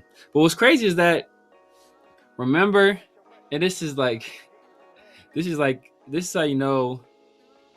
This is how you know, like, how powerful the NFL is. Remember, we had a game where we kicked a meaningless field goal, to basically cover the spread. It was like, bro, why are you kicking the field goal with like 3 seconds left? Oh, Pete Carroll. Yeah, right. And like everybody, 'cause I remember Dave Portnoy was hot because a lot of people. Was this the game that is this the game that we won? No, we lost. Oh, we lost. We was down by like 8 or something like that. I forgot how much we were down by, but a field goal did nothing for us. It was like 3 seconds. Like, what are you kicking the field goal for? Like the field goal did nothing but help us cover. So everybody, I mean, a bunch of people, especially bettors, were hot. They were like, at that point, that's when a lot of people turned on Pete Carroll. Like, you son of, like, you screwed me out on his bet, because we were bad. So a lot of people picked us not to cover. Yeah. So like we it cost a lot of people money, but guess what? Not a peep from the NFL or from the feds about that. It's like, Why you ain't looking at that? Yeah, nah, facts. Yeah, remember, make sure to clock in, hit that like button, hit that subscribe, hit that notification bell. Alex says that Malik Beasley is in big trouble now, but the feds follow the money. Yeah. You know, it's crazy. I don't know how real this is, but I think Beasley showed up to like a stream with Antonio Brown. That's and he was not a good look. Not a good look. And he was laughing. He was just like, bro, like, what are you doing? And I gotta like check and see if that's really him, because it was kind of like there was a filter on there, but yeah, I don't know. It just seemed kind of crazy that like, damn. Antonio Brown indicted on murder charges. Like, this is not the stream you want to show up to. Right. But you know, what I will be doing is I will be calling in the FBI tip on Pete Carroll. I'm snitching on him like Terry Arnold's friend snitched on him. I will be calling the FBI like, look, y'all might have watched this Broncos game, y'all. I don't know. Y'all might want to investigate Pete Carroll. I'm just saying. You might want to investigate. Damn, that was such a bad, like, man. Imagine if you had picked the Raiders not to cover. Do you think Pete Carroll goes to Hall of Fame? How you going to Hall of Fame? Yeah. What's crazy is that he conceivably could go to college Hall of Fame too, but I think they have a rule you have to be there a certain amount of time if you're a coach, if I recall correctly. So I don't think he met the threshold. So it's something weird like that. With USC. Yeah, something weird like that. I want to say, like, where he didn't meet the threshold. I want to say, because I think he mentioned something about that, but he's definitely going for the NFL. Yeah. I mean, he was winning in Seattle for a long time. And then, like, obviously he had like the Legion of Boom. Yeah, those teams were great. That was like a good 2 to 4 year run. Like where they're like teams in the NFL. Yeah, they went to back-to-back Super. They went to back-to-back Super Bowls. Should have won back-to-back Super Bowls. They should have won back-to-back Super Bowls. That would have been like a stamp. Like, yep, Hall of Fame. Now it's like, it's like, yeah. I mean, all right. You know what? I don't even know why I'm talking about Hall of Fame. They didn't even let Belichick go in the first time around. Yeah. Their whole see, that's what happens when you do stuff like that. When you don't let Bill Belichick, and I'm not even a Patriot fan, but like, come on, hey, what's right is right. Like, at the end of the day, like, the man won 6 Super Bowls. Exactly. And you don't let him in. So that means as a head coach and one as a defensive coordinator. And everybody knew that it was like a message to Bill Belichick. Oh, because he. Because of all the like the scandals and stuff like that. I'm like, what? Like, you're supposed to handle it back at that time. Like, why are you? This is a career achievement. Like, why are you? Who are you to be the like? What's crazy? But Tom Brady got in already, right? Tom Brady? No, I don't think so. He's not in yet. Did Tom Brady go in? Tom Brady going already? Because I think he retired a year before. But you don't you gotta be out of the NFL for like, let me see, a certain amount of years. No, I don't think Tom Brady. I mean, Tom Brady, Hall of Famer. Let's see. No, he was inducted into the New England Patriots Hall of Fame. Okay.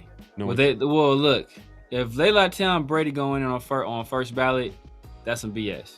Because if you want to say Belichick benefited from cheating, who was the player that benefited from it? Tom Brady. Right. Especially the first Super Bowl was defense. You could argue maybe that second one. So and then look, Bill Belichick was Spygate. The Deflategate was exclusively Tom Brady and the equipment people. That was him. That was without Bill Belichick in the list. So not only does he have Spygate that he benefited from, but he has the Deflategate he benefited from. Because that was him doing it and destroying all the cell phones after the fact during the investigation. So it's like, bro, if he get in first ballot Hall of Fame, that's nonsense. Well, all right, let me ask you this. If they consistently don't let like the Patriots from that era not get in the first time around, would you respect? I'm good. If you don't let all of them get in, because I think they didn't let Robert Kraft in there either, but Robert Kraft got other stuff on his jacket too. Robert Kraft got some other stuff in his jacket too, bro. So yeah, I'm good with him not going in first ballot. But if you let Tom Brady in and you don't let Bill Belichick in, like that's BS. Brady becomes eligible for the Pro Football Hall of Fame in 2028. Okay. So I'm gonna be watching like a hawk. Yeah, we'll see.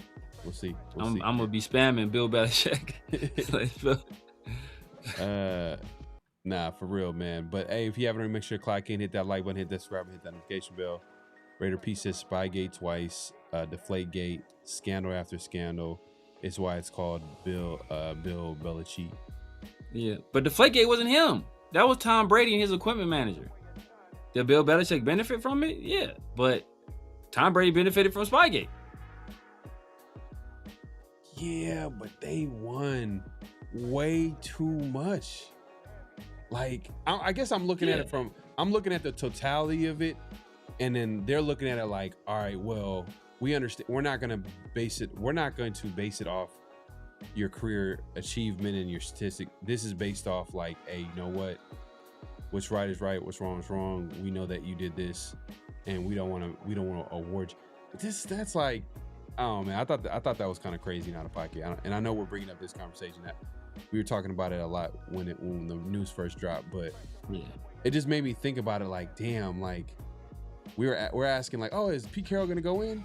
But they didn't let a guy that won Super Bowls in the first time around. I'm sure he's gonna get in the next time, but still like, hey, look, Pete Carroll ain't getting in first time if I have anything to do with it. Like I said, dropping the FBI tip, like,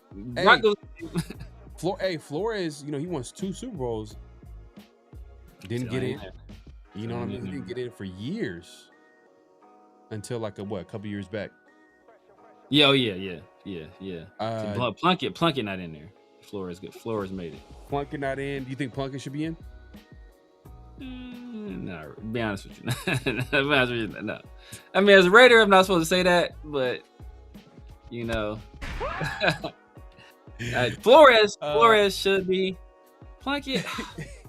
Because 2 Super Bowls, but it's kind of hard because I already know you're gonna go to statistics, and like, it's not even statistics. It's just like he was kind of a bust for a minute. He was a bust for a long time, and then like, because he got drafted by New England. I forgot where he went after New England. He went to another team after New England. Went to 49ers, I think. Went to 49ers, and then he came to us, and he turned it around. But it's like 2 Super Bowls. If you would think that should get you in.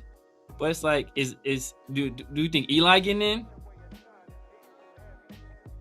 in? Yeah. See, you know, that's a question. And Eli beat Brady twice. Brady, first ballot, quote unquote, Brady. So it's like, and Eli too is like, the reason why it makes me think, because Eli's been up and down. Like like what makes Eli Hall of Fame worthy is the playoff runs that he had. And how good he was in clutch moments. Yeah. But then he's had seasons where it's like, damn, he looks like trash. Yeah. Like he started games as a rookie, and he played with one team his entire career. You know, like won 2 Super Bowls with him. Who's a better quarterback, Eli or Phillip Rivers? Oh, Phillip Rivers by a mile. It's not even close. Not even close, bro. Who got a better arm, Phillip Rivers or Eli? Phillip Rivers, but Eli, when Eli is on, Eli got like his touch and his accuracy is next level, but just overall arm talent is Phillip. But Phillip got that ugly ass release though. Phillip throw the football like he trying to sock somebody. Like it's ugly. And he doesn't have the strongest arm too. He doesn't have the strongest arm, but he's accurate. His arm was stronger than Eli's, I think. Eli didn't have a crazy strong arm either. He had a good arm. Yeah. The only reason I brought it up because I was thinking about that because it was that draft trade. Yeah, draft trade. Like, yeah. It's Eli. I think Eli was supposed to go to the Chargers because he was drafted. Yeah. You was about to say it, San Diego. He was right. Yeah, San Diego. they still San Diego, bro. We do not claim them down up here, bro. Bro, the Raiders should be. Hey, if the place that I would accept the Raiders to go to would have been LA. I'm like, come on, bro, just go to LA. Perfect. It makes sense. It would have. Jerry Jones did us out of that. Why? What was the point? Because he's friends with Kroenke. Because Kroenke had money.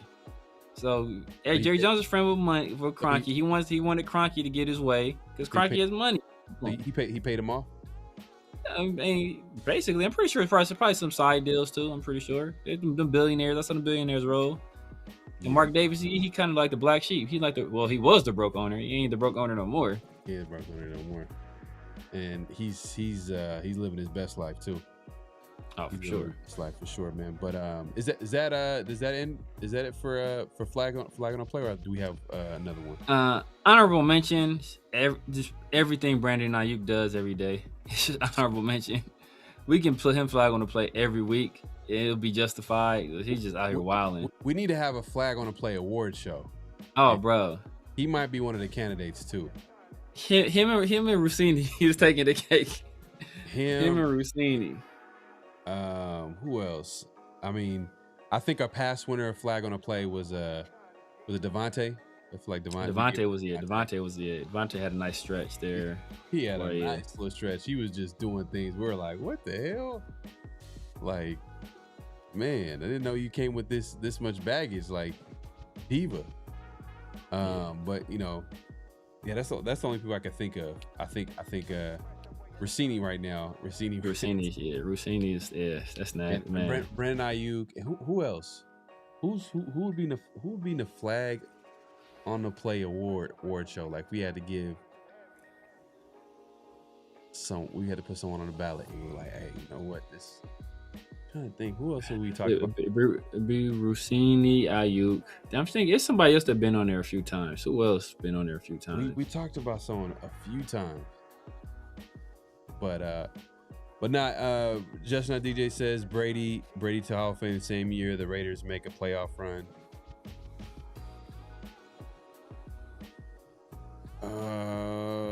Damn. That sounds kind of sad though. Yeah, man. I'm still holding out hope, but cautiously optimistic. Like if they can find a way to, like 2027, I think if they, you know. Oh yeah, AB, yeah, Justin DJ AB definitely. AB been in there. AB been up there a few times. Multiple times, yeah. Devontae been up there a few times. AB been up there a few times. Rossini, Ayuk. Bro, I've never seen anything like AB. That offseason, I don't think anybody as a fan of sport, I've never seen someone do everything it took to basically be off the team. And that's what Ayuk is trying to do, but he's trying to do it with his words. But like Antonio Brown, he just did it with his action. Like he showed up with foot frozen. He showed up in a hot air balloon. Air balloon. Took some days off. Like the helmet issue thing that was going on. He recorded Gruden without him knowing it and made a video out of it. Called Mayak a cracker. He's like, oh man. I got a GM, bro. And it was crazy that like you listen to Max talk about it, he's just like, yeah, bro, like it was crazy. Like it was so crazy because like the next day he was talking like it was nothing. It's like the day after. It was just wild, bro. Wild. He clearly he wanted to leave the Raiders. Yeah. So he can go to the team that he wanted to go to, which was the Patriots. But it was crazy that his time there didn't last too long, too. No, because he got into a Robert Kraft too. I think he was talking mad trash about Robert Kraft. Damn. But yeah, man.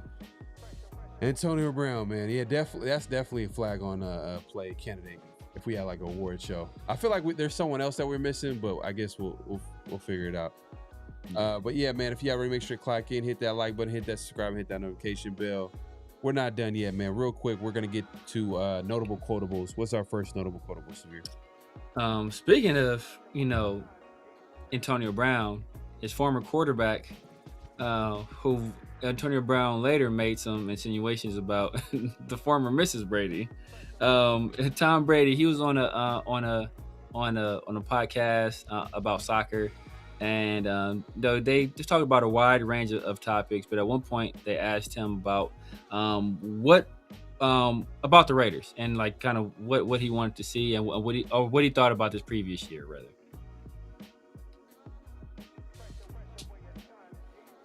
Hold on 1 second.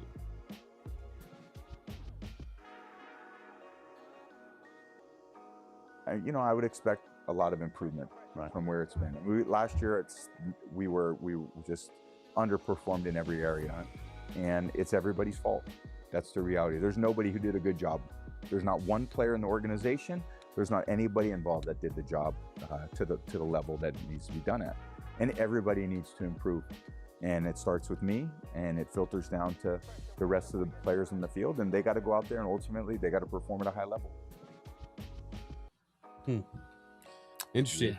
Yeah. And that's kind of one of the strongest statements that I've heard from Brady in terms of how he kind of like aligns himself with the team and like the success of the team. Because he like usually when people ask him like, hey, so like how do you feel about the Raiders moves, and like, you know, since you're the owner of the team, and he always was non-committal, didn't really want to answer too many questions, but he really came out there and said like, hey, nothing worked out last year and it starts with me.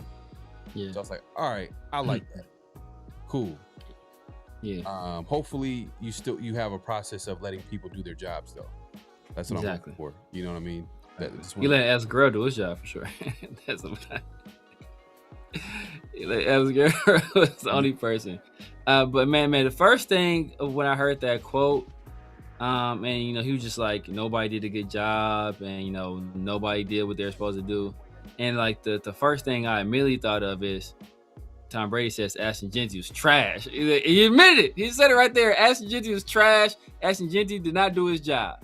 Now, but I was just like, I like to hear that. Like, he didn't put it on, you know, hey, we like this person, or we like this person, or we like that person, we like that person. He's just like, nobody. Like, if the team doesn't win, you win as a team and you lose as a team. And I think that's kind of the mentality we have to get back to. And speaking of some stuff earlier, we were talking earlier, there are certain people that, you know, like, what's ironic is that hearing Brady say that, you know, nobody did a good job, and, you know, basically he's holding everybody accountable. Yeah. And then we talked earlier about that cryptic tweet from Max Crosby. He was like, I'm tired of people pleasing or whatever he's saying. And it's time to start looking out. I think he said it's time to start looking out for me. Something to that effect. It's like, not the most team-centric message, you know, at a time like this. So it's like, kind of makes you think like, all right, you know, you're a guy that's, you know, we've criticized him in the past. I know I've criticized him in the past for kind of playing hero ball, not staying in his gap, you know, losing outside contain, allowing quarterbacks to roll out sometimes for big games or to make big throws, especially, you know, Josh Allen's and the Patrick Mahomes and the Kyler Murray's. They done burnt us because of Max crashing down too hard, trying to make the splash play. So it's like, you know, is that hero ball? Is that kind of starting to like seep out into other areas? You know, and how, what's the potential like concern, and could that be part of the reason why, you know, the Raiders felt so comfortable trying to move him before this new regime takes over? Yeah, I didn't look at it from. Yeah, you want to, you know, have people be accountable of their play, but I was just looking at it like, man, the Raiders are so bad, and like you got a great player like Max Crosby, he's just trying to make a play. You know what I mean? If this was a well-oiled machine, you know what I mean, and there was players at least doing their job, and there was like we talked about, like, this is the most talent that we've seen on a Raiders defense in a long time, if not like 20 years. Like, if you want to take it back to the Super Bowl team, you know.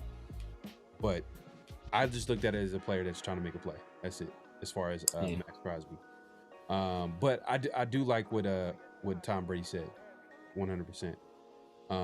He didn't try to make it seem like, oh, it was one person's fault. It was everybody's fault, and he included himself. He started with himself, and like I said, that's the strongest that I've seen him kind of like, you know, align himself with the team. Like, usually he just tries to play low key, but now he's like, hey, look, I'm in charge. You know what I mean? I'm in charge to make sure everything is working the way it's supposed to be working. But hopefully, like I said, I want to point this out too. I hope it's a situation where, you know, people just do their job. Like, let Spytek be the GM. Like, you're obviously not a general manager. You're not even here full time. Exactly. So that's a big part of it. But if it's a situation where he's letting people do their job, he obviously is going to be in the room when they have big time decisions, I don't have any problem with that, because you understand the game. Like, you understand the game, so your opinion actually would matter in those rooms. So it makes sense. But then like you're allowing guys that you trust their only reason why they're here. I mean, do you think Spytek gets hired to the Raiders if Tom Brady wasn't in the building? I don't think so. I'm not sure if Probably not. because hey, look, at the end of the day, like the GM position has never been prioritized. I won't say never, but Mark Davis doesn't really prioritize the general manager position like that. Not since John Gruden. Not since the John Gruden hire. I think after he hired John Gruden, he kind of deprioritized it. I think it was a priority when he hired Reggie McKenzie. Yeah, but even with Reggie McKenzie, that was like he had people advise him to pick who. That was like a recommendation from like what, John Madden and Ron Wolf. Yeah, exactly. Yeah. Because John Madden and Ron Wolf knew him because Reggie McKenzie was like one of the top scouts with the Packers. So that's how Ron Wolf was familiar with Reggie McKenzie, and he was suggesting him to Mark. So I think at that point it was a priority. But after Mark gave a 10-year contract to Gruden, it hasn't been a priority since, because he essentially let Gruden push Reggie McKenzie out the door and let Gruden hire Mike Mayock, who was trash. And then obviously the whole Ziegler McDaniels thing, that was they hired Ziegler because they wanted McDaniels. Then they hired Pete Carroll and they hired John Spytek, but Spytek had nothing to do with the Pete Carroll hire. So it was kind of, like coming in but on equal footing, but really Pete Carroll had the most say in that building at the time. So, wasn't really equal footing. So now that we're past all of that, I think now we're finally we're seeing more of a GM centric, front office.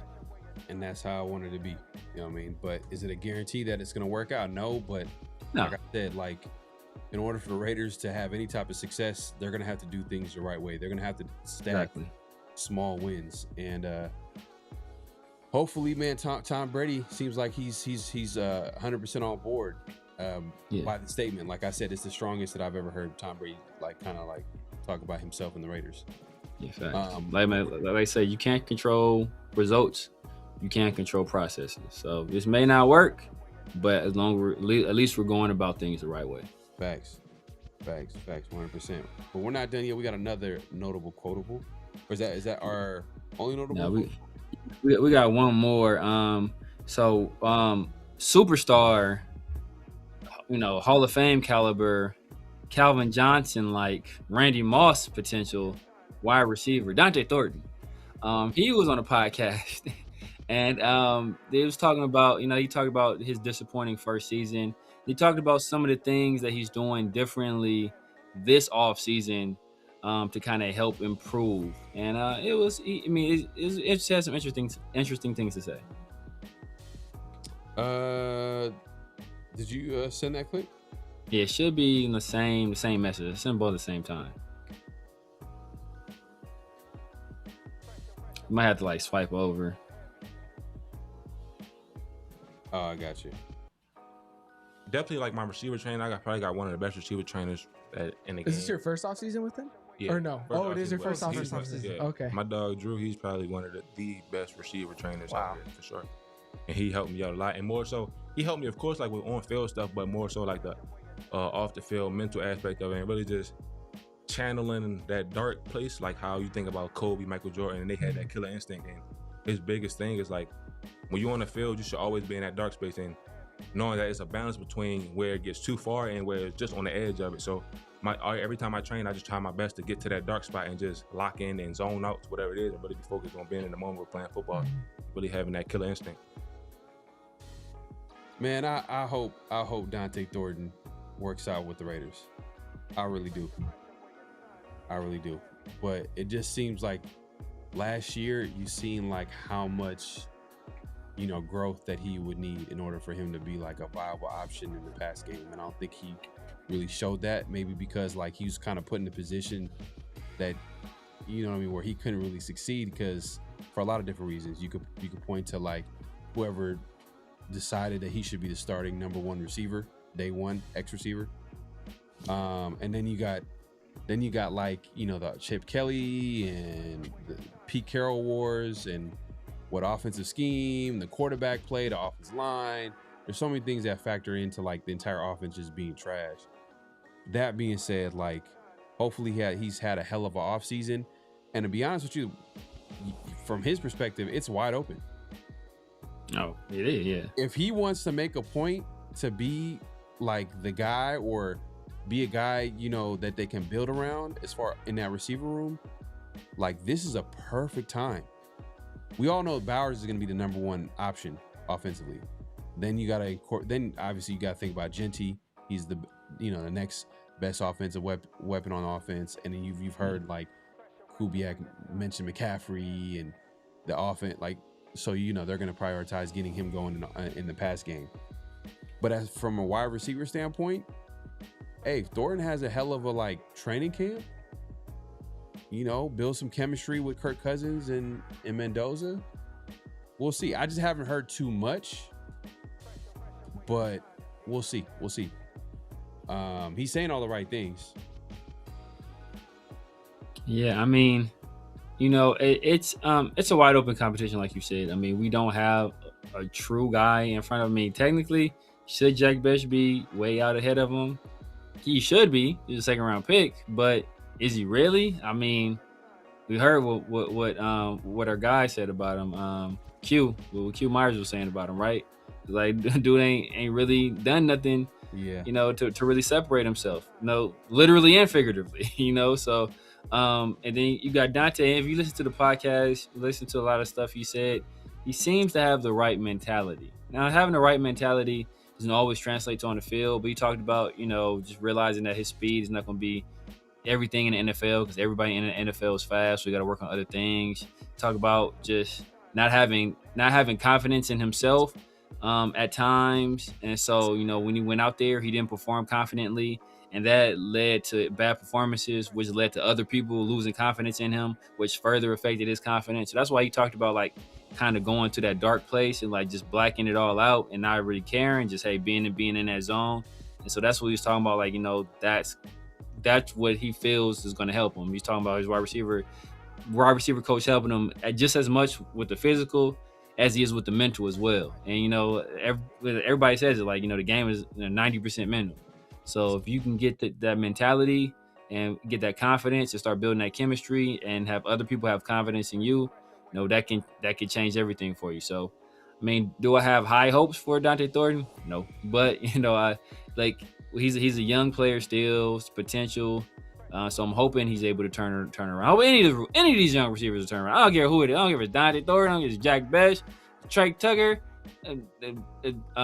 Michael Mayer, any of these young pass catchers. One of you guys take some of the pressure off of Brock, help us get the run game going so they're not just loading up the box all the time. Do something, right? You do something to alleviate the pressure from those other aspects, and that'll go a long way toward making our offense much more competent this next season and going forward. The one thing I will say, though, that's going for him is that he does got some speed. And Kubiak values speed at the wide receiver position. But, you got guys like Trey Tucker, who's also fast. Jalen Naylor, you could probably put him up there. I would say... Plays faster than times. Yeah, but I would say Tucker and Thornton might be faster.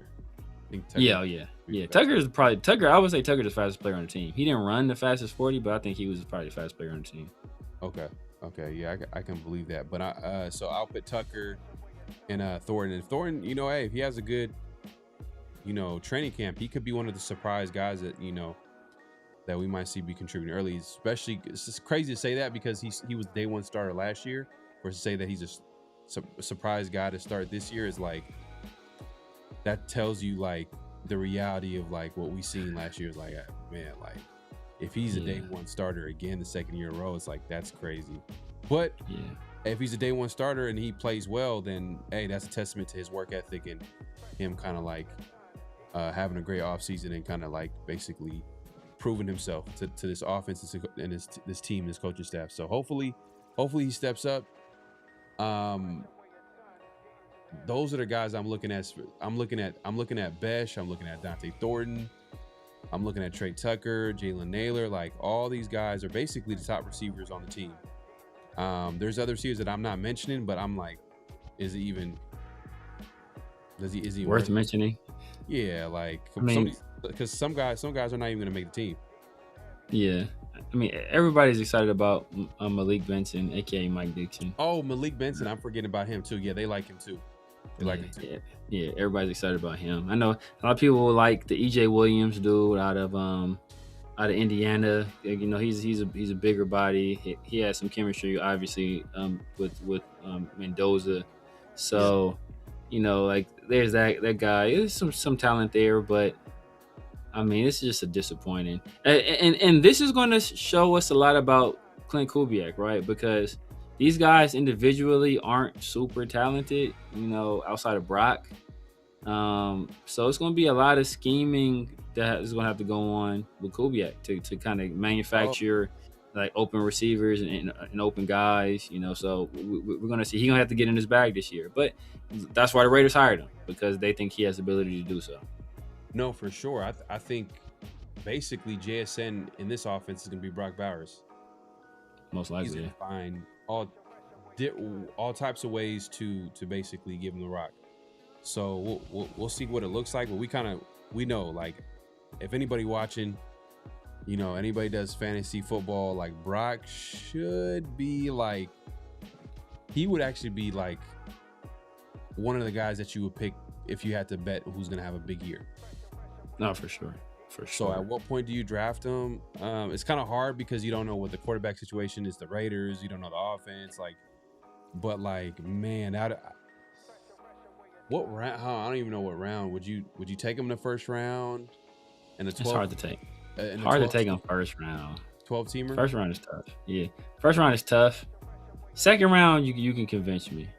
But it's hard to convince, especially because we know Kubiak is committed to the run as well. So, you know, so he's going to run, and he's going to basically run as much as he passes. That's what he did last year with Seattle. It was a perfect 50-50 split between the two. But, you know, even with that, still, JSN had crazy numbers. So, you know, if he's going to use Brock the same way, there's still potential there, but you probably want to go for a running back round one if you can, or like a for sure surefire elite wide receiver. No, you can grab Brock round two. Yeah, because you don't know. The thing is about what Brock is like. Let's look to his rookie year. He had catches. If it's a PPR league, then it'd be like, oh, actually, then his value kind of goes up a little bit because I think he's gonna get the catches. But what does his yards look like? You don't know. Are they gonna touchdowns too? Touchdowns, like I think he could be a double-digit touchdown, but you have to see it.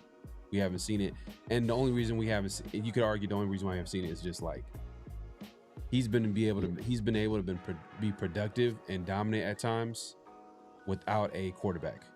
Yeah, without a top offensive coordinator. You know what I mean? Like imagine giving like Clint Kubiak right now is like thinking about all types of ways that he can free up Brock. So that's what I'm saying. Like JSN before Kubiak got to Seattle, he was a pretty productive receiver. Like the year prior, I think he had like 1,300 yards. Yeah, or well over 1,000 yards. That was his rookie year though. So I'll say that was his rookie year. His first year? I think that was his first year. Yeah, JSN. I think that was his first year. Man, he was balling in his first year. Then let me see. Yeah, I think that was his first year. JSN. All right, let's look at his career here. Oh no, it was his second year. So his first year he had 63 catches, 628 yards, 4 touchdowns. Yeah. This last year was the second year. The year prior was the first year. No, so 2023 was his rookie year. It was 2023. Okay. So last year was year 3 for him. Yeah. So 2024, he had 100 catches, over 1,100 yards, 6 touchdowns. Obviously, last year he just went crazy. He had 119 catches, almost 1,800 yards, and 10 touchdowns. And this is JSN. So all I'm saying is like Brock is going to be Man, he's gonna be a he stays healthy. He's gonna get like some good. I mean, health, and then that's the thing. And consistent quarterback play too.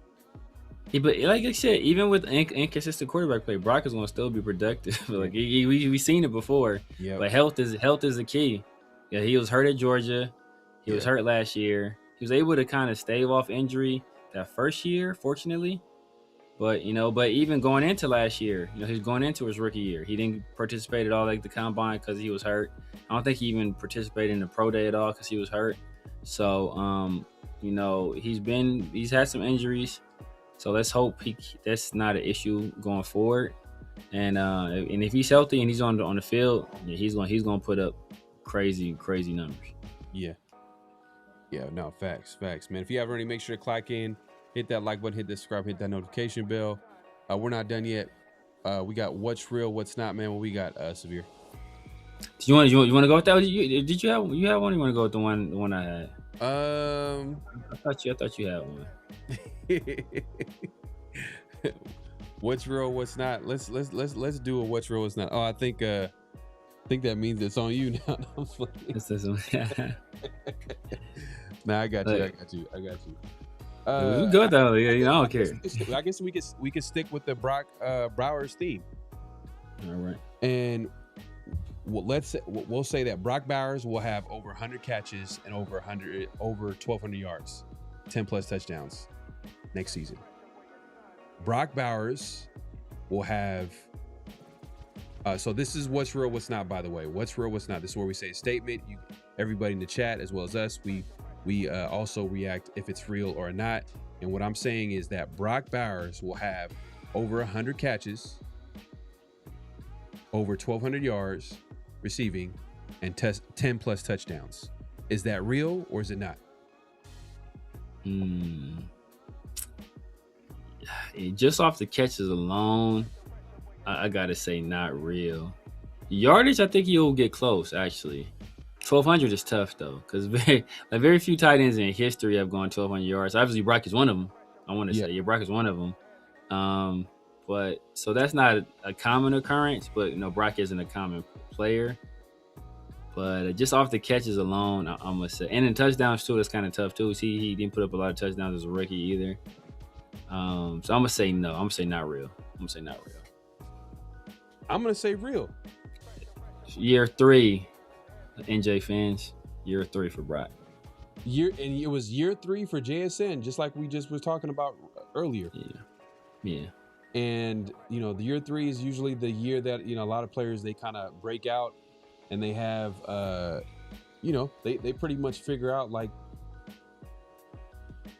that's usually their breakout year, that third year. Yeah. Me personally, like I said, man, Clint Kubiak, man, he's going to find a way to get the ball to the playmakers. And he has a whole entire offseason to figure that out. And the names include Brock Bowers. The names include Ashton Genty. Obviously they're going to be running the football. And then, after that, it's just the Jalen Naylors of the world, Trey Tuckers and things like that. But he likes to use a lot of those guys to create spacing. He likes to, to get the speedy guys out there, but not just to create spacing, but also create big plays too. So it's not like he's not going to be taking any shots. But man, Brock, man, I just feel like it's his third year. I think this is probably, you can argue this is probably the best quarterback play that he's going to have this year. You can make an argument. You know what I mean? Like, I know going into last year. Should be. Probably the best quarterback he's played with. The best quarterback that he's played with. Yeah. Yeah, I mean, even still, because I feel the coaching staff, they really love Trey Tucker. They really want to get Ashton Genty going. And I think we're going to spend a lot of time in 12, 13 personnel probably as well. So Brock is going to be on the field a lot, but just that volume of catches, it's tough. It's tough for me to say yes for sure on. And even the yardage is kind of tough too. Brock, but I feel more comfortable with the yardage because Brock is a big play threat, even at tight end. He's a big play. He's a put the ball in his hands. He can get you 10, 15 yards with the ball in his hands, But he easy. got hands. Yeah, exactly. He's- Yeah, I'm not nervous. I'm just saying I don't know if they're gonna. He did it his rookie year. His Yeah, but rookie now year with who at offensive coordinator, with who at quarterback, with who around him on offense. Now you could argue the receiver core is kind of shaky, or it is shaky. But I'm giving Clint Kubiak a little bit of I'm giving him a boost because he has Kubiak, figuring out plays for him, as well as all right, Kirk Cousins should be better than a lot of the quarterbacks that we've seen out there last few years. Yeah. So that's the big thing for me is that like you did that your rookie year with Aiden O'Connell at quarterback. Aiden. Yeah, but I know. I think we're gonna run the ball a lot more. Like we were one of the lowest teams in rush attempts the last 2 years, so we're gonna run the ball a lot more. And also, obviously you're offensive coordinator. Your job is to put the ball in your best playmaker's hands. But it's also to spread the ball around as well. You don't want it to be just one guy because then teams would just game plan to stop that person. Right. So that's why I think it's going to be tough for him to produce the same. But even though he has a better offensive coordinator, a better quarterback situation, I just think that by virtue of that as well, it's going to be more balanced offensively, whether that be in the run-pass situation or whether that be the target shares among the pass catchers. So that's why I think it's just going to be tough to hit those metrics. And I don't know if we're going to be. The thing that will help is that, and the thing that kind of hurts is that we think our defense is going to be better. So we're going to be in positions where we can run the ball more, or we're hoping we can be in positions where we can run the ball more. We're not going to be behind quite as much where we're forced to throw, so that elevates our passing numbers. So that's why I think like the end of which is the situation we were in 2 years ago, where it's like basically, remember through the first like 4 or 5 games, Gardner Minshew was leading the league in pass attempts and passing yards and all that stuff because we couldn't run the ball at all. Yeah, I get the running the ball, but still, you could argue that the amount of like weapons that we have on offense in the pass game, and the fact that he's going to be the number one guy that we go to, which should give him more targets. So if you look at like, all right, if you look at like his targets from his rookie year up until this point. Let me go ahead and pull this up. If you haven't already, make sure to clock in, hit that like button, hit that subscribe and hit that notification bell.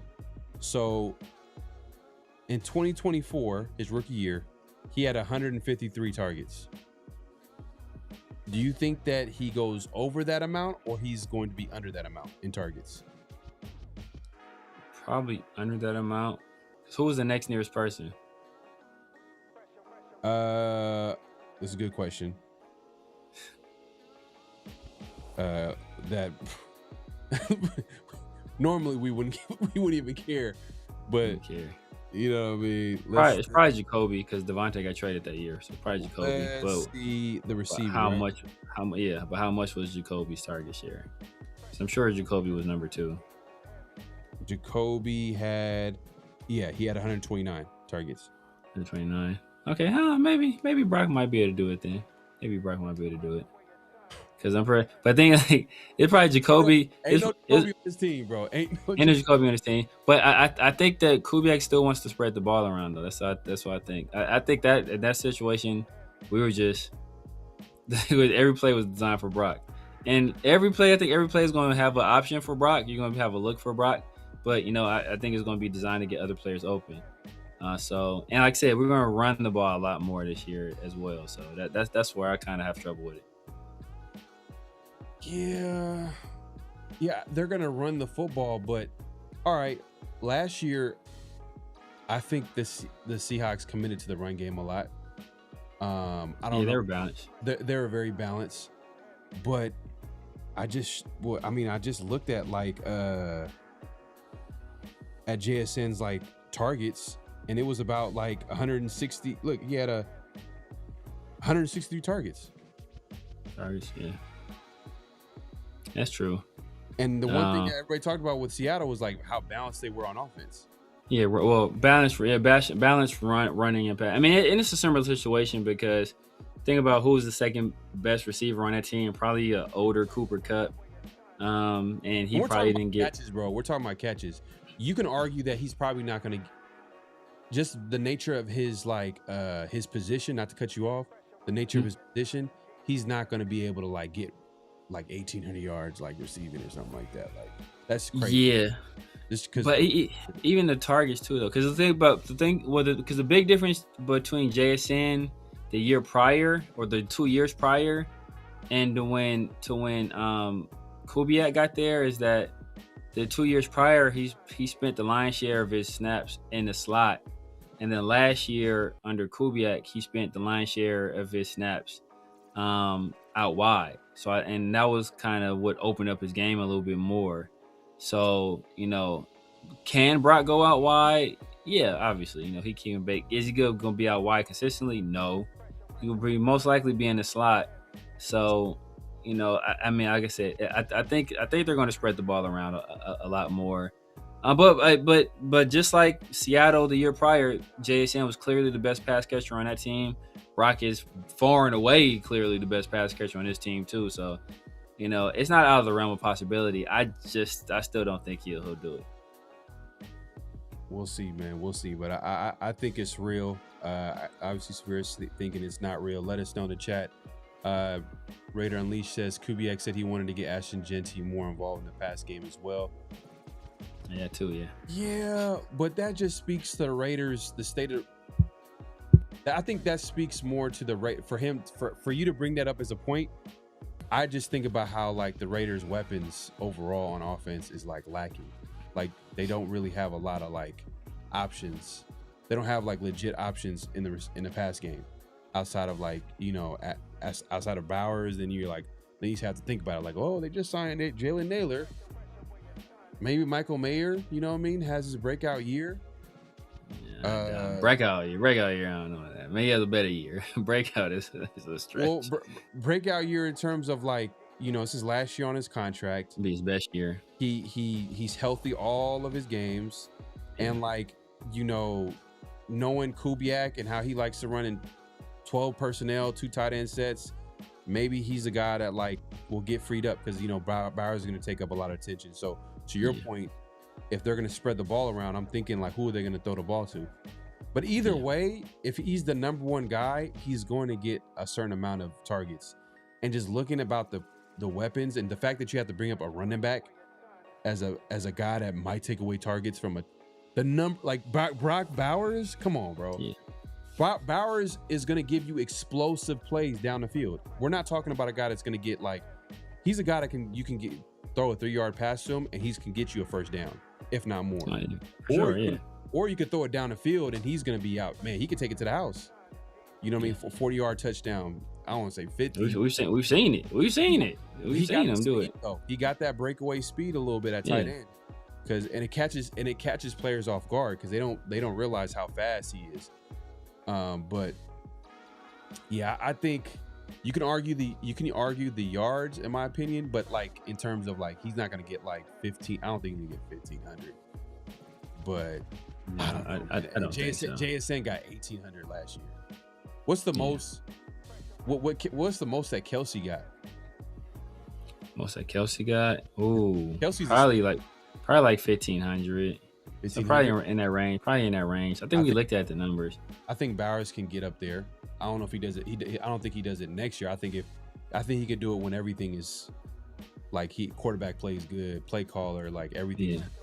But like it's still not all the way there on offense. So we can't really say for sure that he's gonna get like 1,500 yards. But if you're telling me 100+ catches, I would bet on it. I actually would bet on that. I think he can get 100+ catches. I think he can get at least 1,200 yards.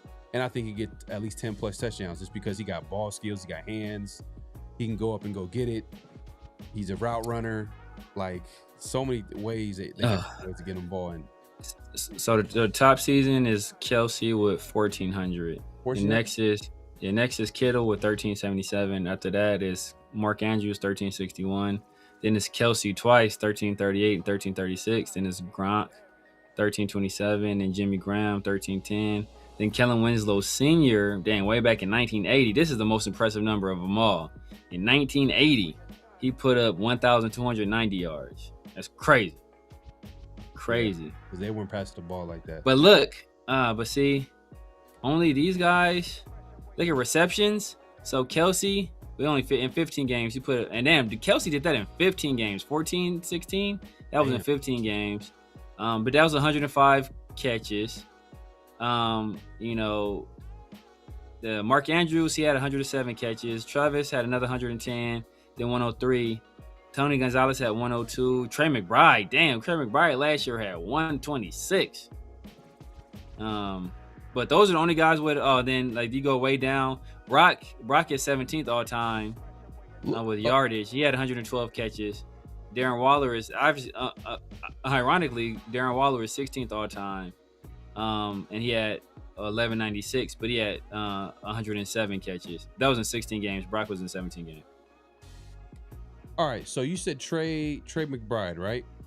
Trey McBride had 126. Had 126. Great season last year. Yeah. I think Bowers is the best tight end, but you know, people could, you know, so there's probably some Trey McBride people out there, and they're like, hey, nah, McBride is that guy. He had a big season. I get it. Had 126 catches, over 1,200 yards, 11 touchdowns. He had 169 targets. Yeah. I don't know anybody on offense outside of Marvin Harrison at wide receiver. Michael Wilson. And Michael Wilson is nice too. Michael Wilson's actually really good. McBride is their number one. It was their number one pass option on offense. Yeah. And he had 169 targets. That's all I'm saying. You give a guy a talented player like Bowers that many targets, he's going to give you 100 catches. He's going to give you, you know what I mean? I think he can get to the 1,200. Now look at like when you named like the numbers as far as receiving yards, I'm like, okay, 1,200 yard might be the yards right there might be the one where I'm like, will he get to 1,200 over 1,200 yards? I think he can, but like, you never know. But I think he can get to 100 catches for sure and 10 plus touchdowns. Yeah, I'm looking at this list. It's not a lot of tight ends with more than 100 catches. It is like, it's not a lot. Yeah.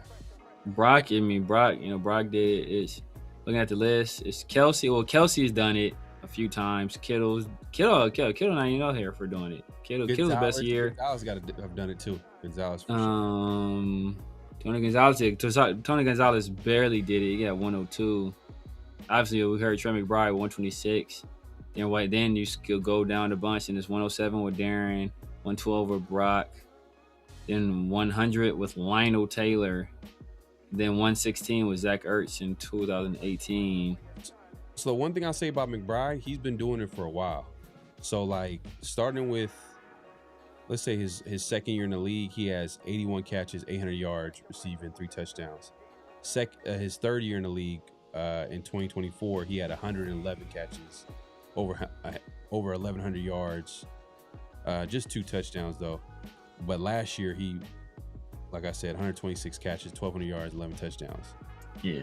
So McBride, you know, hey, he's one of the best tight ends in the NFL for sure. I'm just saying, like, hey, to me, Brock, like he came out his rookie year with a statement.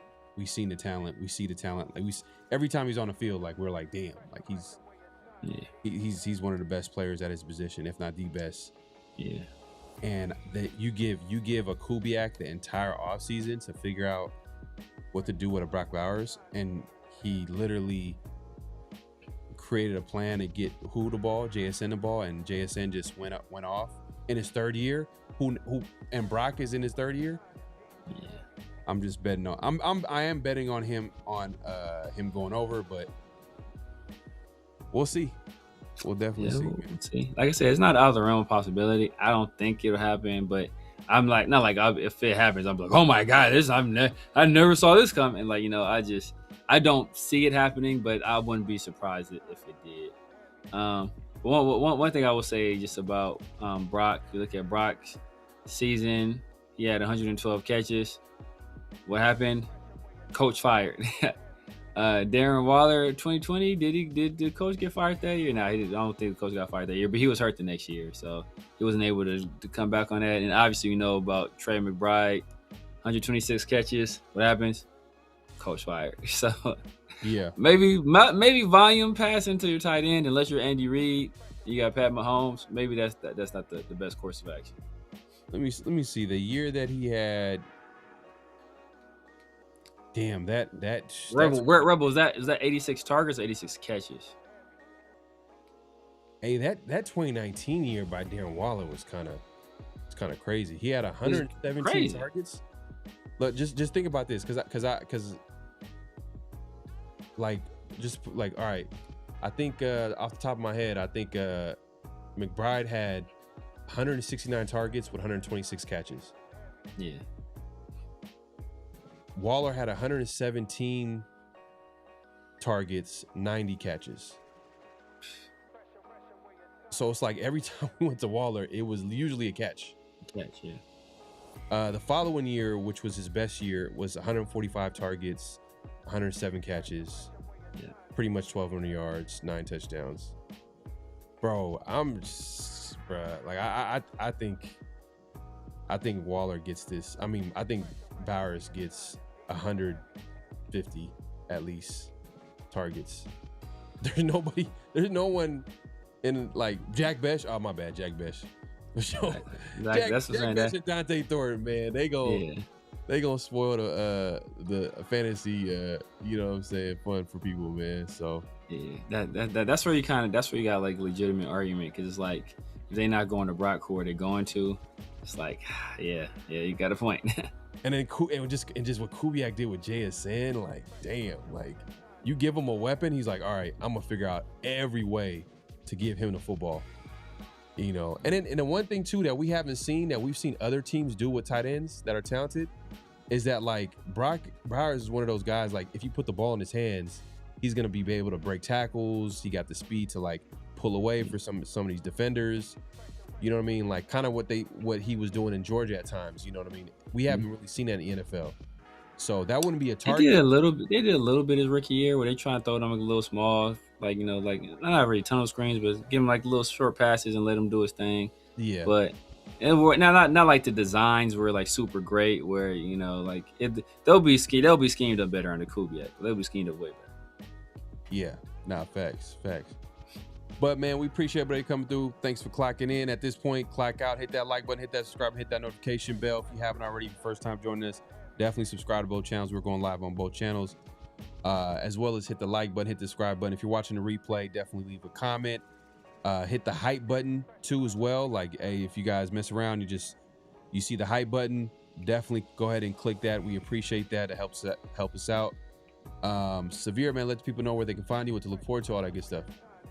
You guys know what it is, man. Severe Raider here on YouTube, Snapchat, TikTok, X, IG, Kick, Twitch, True Social. You know, holla at your boy, man. Tuesdays, you know, Thursdays will be back soon, but Tuesdays and Thursdays, my dog PharoahNFL, the 50-50 show and Around the Shield. And then check me out tomorrow, the Raider War Room. Chris from Protect the Shield and 805 Raider. I'm coming with y'all live. Trying to get Mondays back cracking. My son, they training for Junior Olympics, so it's tough. They like 4 days a week at this point. So Junior Olympics at the end of next month. So after that, you know, it's just gonna coincide right with football season. So it's right on time. So right, right on time. So, you know, I'll be able to be a little more free at that point, man. But you know, make sure you tap in with your boy. Definitely. Raider Unleashed his Bowers had 86 targets last season in 12 games. Come on, bro. That, to me, that's not good. Yeah. Like, well, look, I'll say this. Bowers was hurt for a little, like the whole season was kind of off. Like he was hurt for a little stretch. Yeah. And then like, man, like you seen what happened last season. Like Chip Kelly, And that offense, the offensive line, the quarterback play. Then we heard that the offense was changed mid-season. They're not even running a Chip Kelly offense. They're running some form of Shane Waldron. And this coming from the head coach, who's not an offensive guru. He's a defensive head coach. Not to take away that he doesn't say that he doesn't know anything about offense. It just tells you a little bit of dysfunction that was going on that football team. And you could tell week in, week out on offense, we're like, what is going on? Like, this is terrible. You know, so yeah, and it showed too, because there were games where Bowers would get off, you get the football, and then the following week would get like 1 target, 2, like, and he's clearly the best offensive weapon. And I'm sure teams are doing things to like probably take him away and forcing, you know, the Raiders to go somewhere else with it. But like, there got to be a way to figure out a way to get your best player to football. Exactly. All the good teams, all the like the guys that are able to like find ways to get the balls to the playmakers, especially their best players, they should be able to do that. But the Raiders couldn't. That's probably the reason why they weren't a good football team. So, see, that's why context matters too. Yeah, but even if I didn't know what happened last season, you told me he had 86 targets in 12 games, I'd be like, bro, that is disgusting. That's disgusting. But like, I guess like what, 4 games or 5? That's 5 games. Of targets. So, and then like, wait, would you say that like Bowers get at least 10 targets a game, or close to it? Close. I think it would be close to it. Most games would be close to it. So if he were to play like 17 games, he probably would hit like, let's say that's like 50. The 140. I would say like the 140 range. Yeah, 140-ish. So if you added it up with this right here, 86 cut, it would probably be like 130, 140 targets, which is not bad. But it's still bad in my eyes. Like, nah, like if you look at our, I think that's good. I think it's good. And they're usually high percentage throws too. So I mean, like if he gets like 140 targets, he'll easily clear 100 catches.